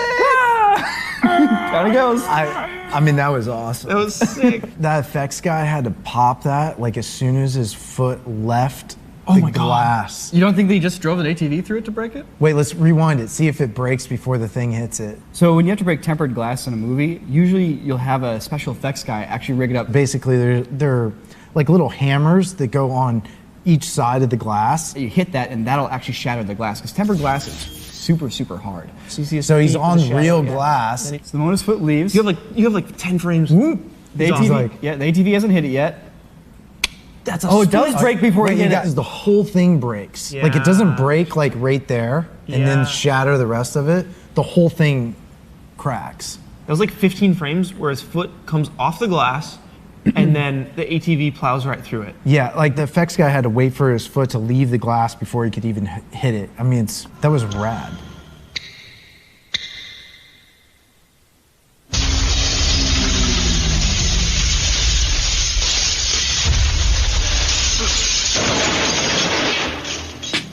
Hope you've all enjoyed getting an insight into the world of stunts, choreography, and all these crazy risks and I guess dangers and. Ooh, I know that one. Ooh. You know, yeah. Oh, I've seen this. Oh, it looks like a cut, but it's not. I know, and like, how's the camera guy not flipping around?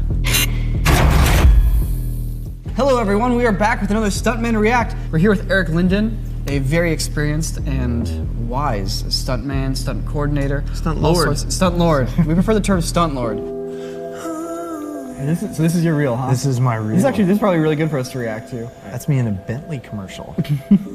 Westworld. Ah, Nice. I didn't recognize you in that.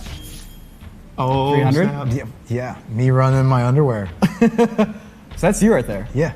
People always say that, even though it's like my reel. I'm like, yes, it's me. I can do that. I've done this stuff. Wait, you know that? I know one. that one. That's our stairwell. That was a hit. Ooh, I know that one. Ooh. You know, yeah. We did some good stuff in your videos. I am honored that some of our videos are in your reel. Yeah. Oh, yeah. There's a lot of my other buddies that have come and worked with you guys, and that's in their reels. Like every time we're with you guys, we do like legit stuff. That's so cool. VHS. You were in that truck. You were in that truck. Oh yeah. As it flipped. For the longest time, you wanted to do a car flip. I know, that was my first one. I was so pumped. And then I got to crash a bunch of cars after that. Nice.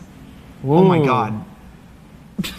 I have the GoPro footage of me in it. Really? Oh yeah. It just goes zzz.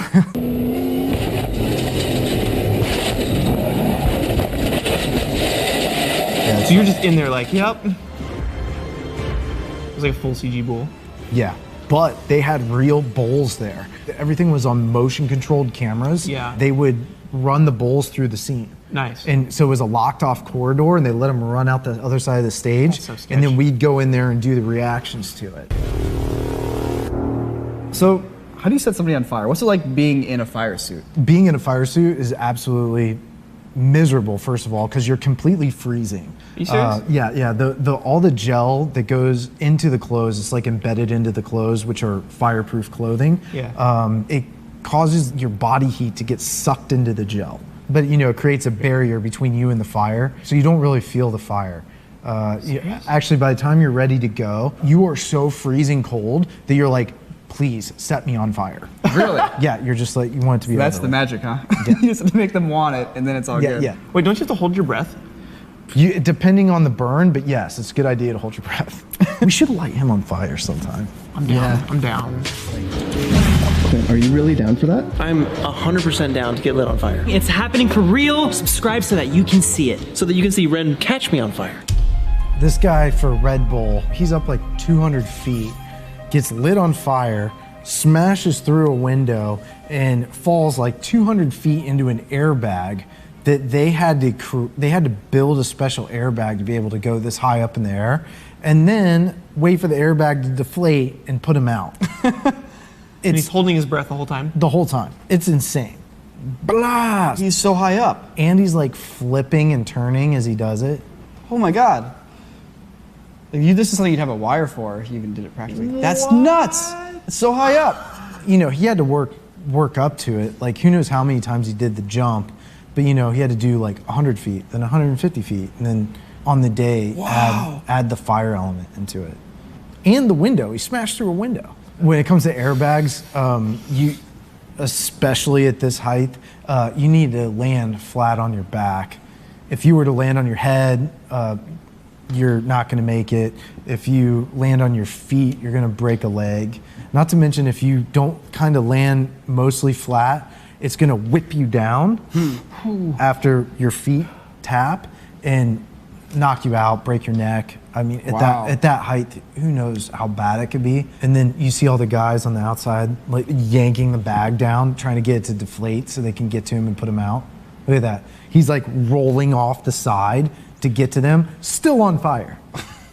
So he kind of had to take a second to catch his breath, but he's fine. Wow. I mean, I know the guy. He's unbelievable. I worked with him one time, and he was doing a high fall. It was about 30, 40 feet. And I was like, oh, hey, Bob. I'm like, you're doing that high fall today, right? And he goes, that ain't a high fall. I'm like, coming from you, that's right. Because they don't even do this anymore. Like, nobody jumps that high. Like, you would definitely be on a wire. Huh. Like, the gnarliest guy out there right now is like Tom Cruise doing that type of stuff. Suit up. The Widow is meeting Lark in 30 minutes.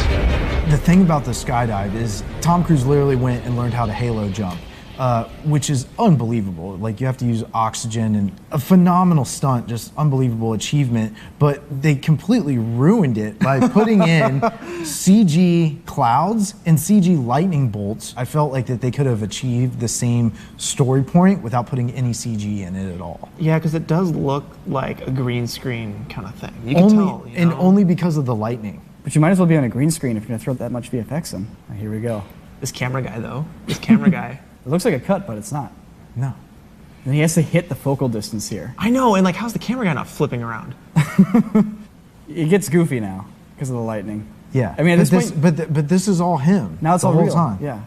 You can tell, like, he's done this so many times. He's chilling. It's just the fact that he's able to do that with the precision with the camera as well, let alone just being able to do it. I know it's like it's super easy to bump into somebody and like break your arm, or even knock yourself out. Totally. Like when he misses this guy, like if you would have hit him at this speed, he could have got injured for sure. Yeah. See how they fog up Cavill's yeah. helmet so that they can't tell it's not him. That's cool. Oh, smart. Yeah.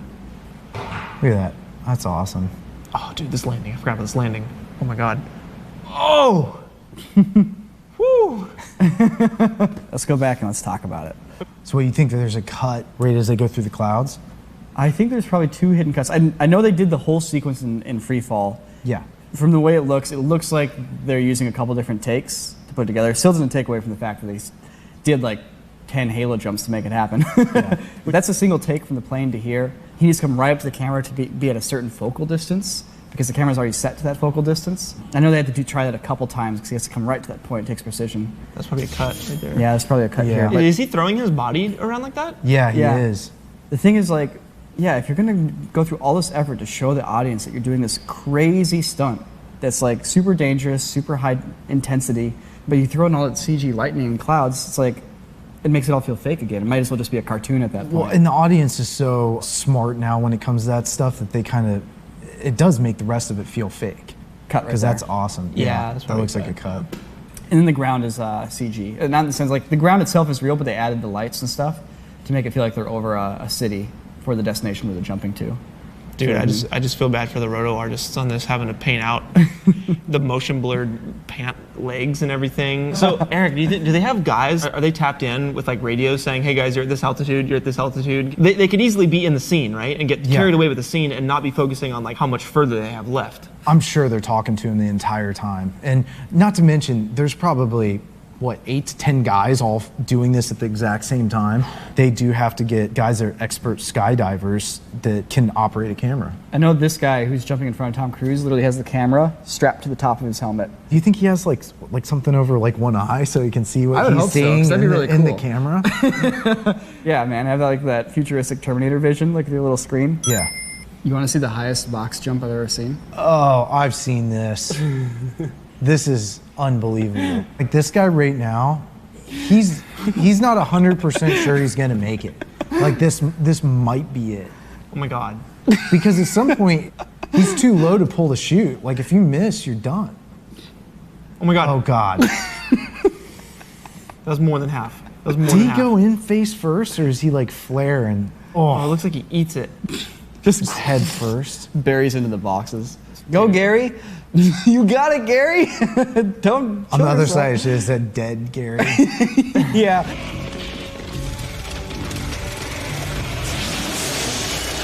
In my opinion, this is one of my favorite stunts of all time. Like, I love it when stunts represent something that you could actually do in real life, even though it's super fantastical and hard to pull off. So now there's a plane going off this runway with no one in it, and James Bond is going to try to catch up to it and get into it. I remember, it's been a while since I've seen this, but that's... Man. They kind of ruined the illusion by cutting to this shot. Yeah, that's not... I feel like that's fake, dude. Well, yeah, of course it is. Inside the airplane. Yeah, I don't think he made it into the airplane, though. No, in the actual stunt, they did the whole thing. They did the whole thing The and whole they cut thing. it? Oh. Yeah. Holding that for one shot would have been Rude. incredible. I know. It's like, because now it doesn't feel that special, but like, knowing that they drove an airplane off the runway, had a guy chase it on a motorcycle, jump off the motorcycle, catch up to the plane, get in the plane, and fly away. But they don't really show it. I would have kept that the whole time, just in that one shot. Real quick, I just want to get your take on the stunt. This guy on the bridge that gets hit by the car and lands in the water. Oh my god. Damn. You can barely see it. You can barely see it. Yeah, let me see it again. Oh! This is back when they really couldn't do it outside of... Oh my god. Boom. And then clears the railing. What a savage. Would you stunt reel that? Would you put that in your stunt reel and zoom in? I mean, he really did that. That is unbelievable. How do you even go about doing something like that? So he had to, right there, when he hits the car kind of has to stomp the gas a little bit to get him to really whip off of it. there's two types of car hits, and one is you get hit and you go up onto the glass and then they stomp the brake and you get spit off.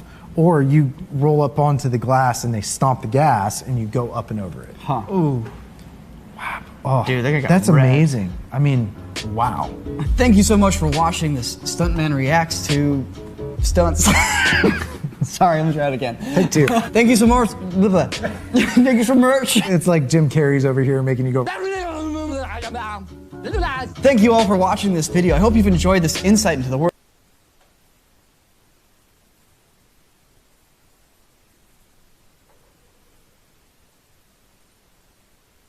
The hotly anticipated 2021 regulations have promised some striking changes to Formula One cars. We'd already seen renderings and illustrations, but at a recent test in the Sauber wind tunnel, we got our first glimpse of a model showing the potential vision F1 and the FIA has for the sport's future cars. The wind tunnel test follows extensive computational fluid dynamic design, a technique to simulate airflow with complicated computer models to create cars that are able to follow each other more closely, meaning better racing and more overtakes. Like a boat traveling through water, F1 cars leave a wake in the air behind them. This wake can reduce the downforce of the car behind by as much as 50% on today's cars. July's wind tunnel tests sought correlation with F1's computer simulation data, which showed that with initial 2021 designs, a car behind lost only 5 to 10% downforce. Using this robotic rate to measure the airflow behind a 50% scale model of the 2021 car, the team could confirm their CFD findings in the wind tunnel, meaning this is a realistic look at how the shape of 2021's cars could develop. For the first time, we can see on a physical model some of the distinctive new features of this new generation of F1 car. This is the first wind tunnel test sporting the new 18-inch wheel rims, featuring covers to control airflow, and Pirelli's new low-profile tyres. The sleek bodywork is clear of excessive aerodynamic parts. Here we can clearly see the new side pod shape. Beneath the car, the floor has been remodeled to generate more grip from ground effect aerodynamics, evident by the Venturi channels beneath the side pod inlets. And at the back, a new rear wing concept, designed to divert airflow higher behind the car. Combined with simplified end plates, it aims to reduce the effect of turbulent air on the car behind. There is still tweaking to be done, particularly to the front wing design, but these results show that this model is a good benchmark for the 2021 F1 car. With such positive data, the rule makers have now set themselves the challenge of trying to find loopholes in their own rules. They want to ensure the improvements to racing hold true once the F1 teams dissect the rules in search of performance.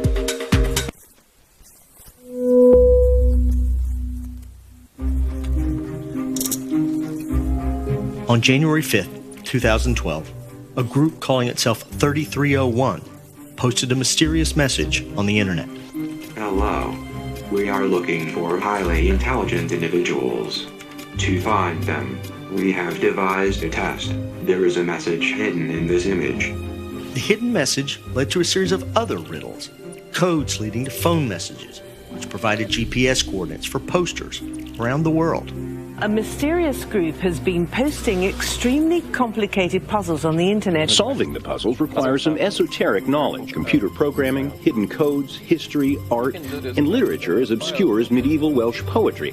The puzzle was called Cicada and appeared to be a recruiting tool for a secretive organization that called itself 3301. I was obsessed. It was just all Cicada all the time. I didn't sleep a whole lot. I was basically just holed up in my room. I really wanted to find the answer. In January 2013, a new Cicada puzzle appeared with more elaborate clues surrounding Cicada with even more intrigue. There was not a class that went by and not a shift of work that I didn't have my laptop open with. It was my life. No one knew who created the puzzles or what their intentions were. I wasn't sure if it was like a government recruitment or some underground hacking group. I'm torn then, I'm still torn. And soon, Cicada became one of the greatest mysteries of the internet. This is hugely elaborate. It's a very, very involved game.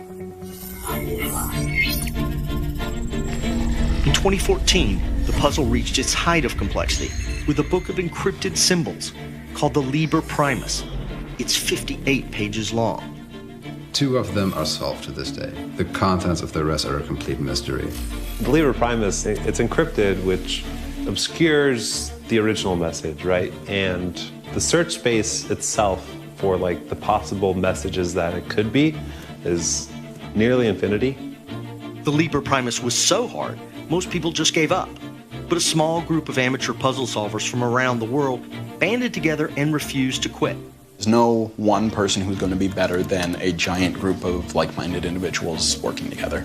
We have never had a puzzle that we took that much time to solve and still could not do it. We can get into these zones where we focus on one thing so intensely we become consumed by it. Other people might consider it an obsession, but to us this is perfectly normal. If I were to explain Cicada in just one sentence, it's a puzzle after a puzzle after a puzzle, presumably leading to some payoff. Even when you get to the payoff, you are left wondering what exactly just happened to you. The key has always been right in front of your eyes. Good luck, 3301.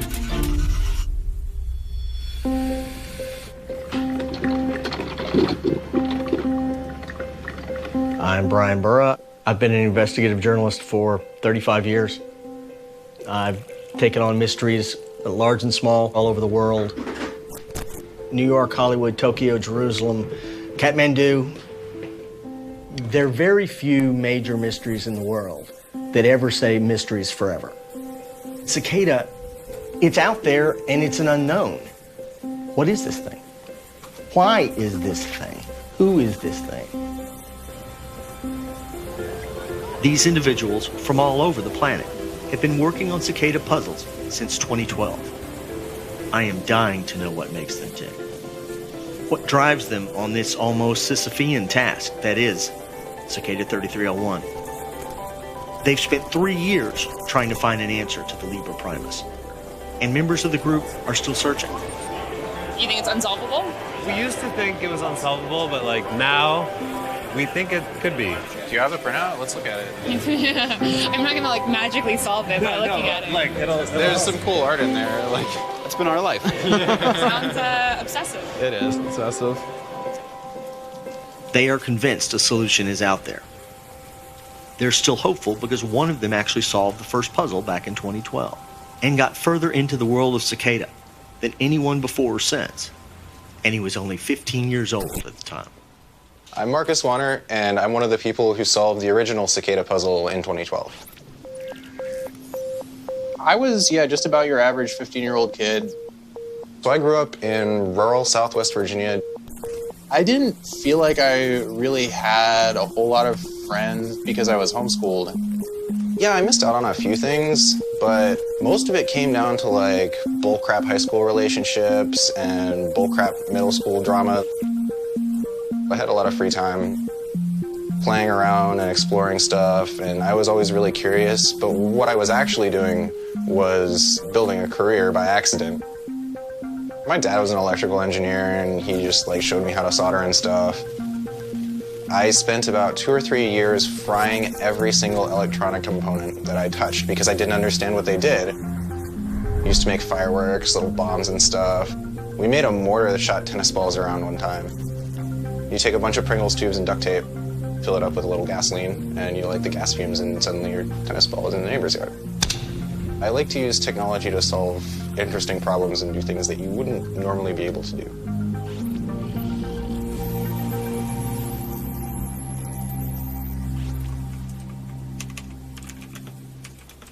I was just hanging out on 4chan one Saturday night because that's what homeschool kids do.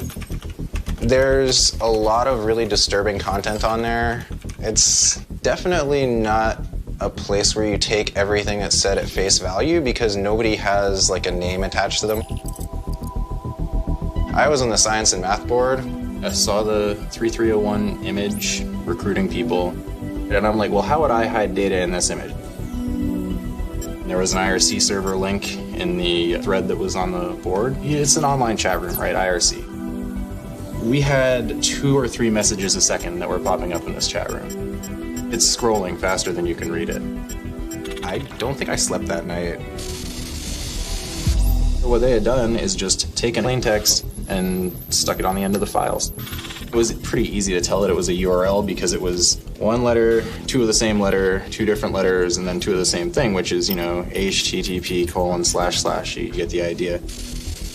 We got to the URL and it was actually a duck. We were supposed to take these words. We'll see if you can guess how to get the message out. They recognized out and guess and were like, oh, outguess. Outguess is just a tool that you can use to hide text inside of a JPEG image. They're meant to be impossible to detect, like that's the idea of steganography or hiding messages inside of other messages. This stego stuff is more like if you went into a room with a china cabinet and you rearranged the china in the cabinet slightly, like blue cup is on the 3rd shelf to signal a message. Stego tools like outguess, it's like just trying a bunch of different ways of interpreting the china cabinet till you find one where a message falls out. After we did the outguess, it started giving us a phone number. We were like, oh, a phone number, that's weird. We had no idea what to expect at that point. Very good, you have done well. There are 3 prime numbers associated with the original final .jpeg image. 3301 is one of them. You will have to find the other 2.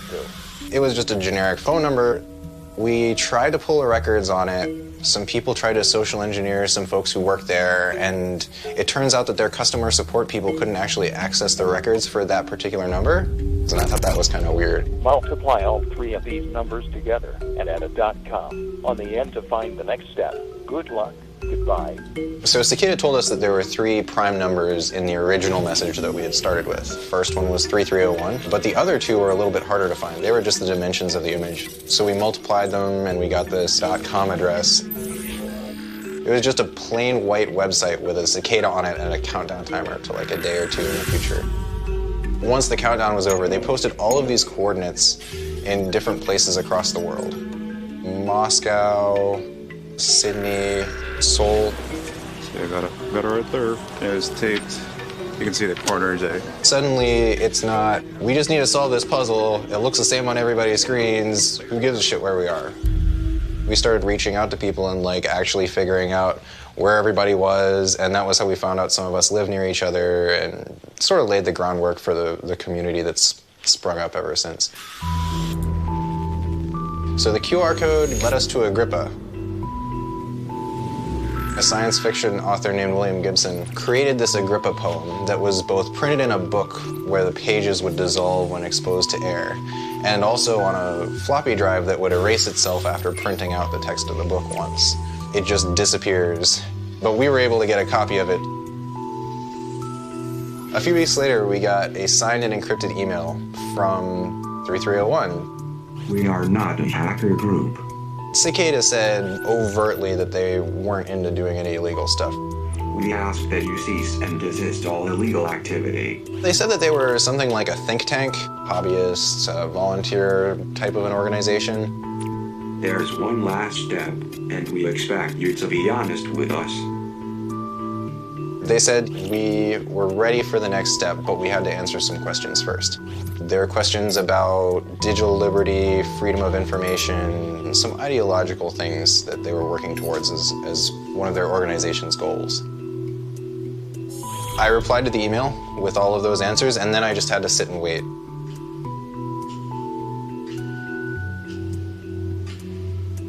After a month, I found out I was a member of Cicada.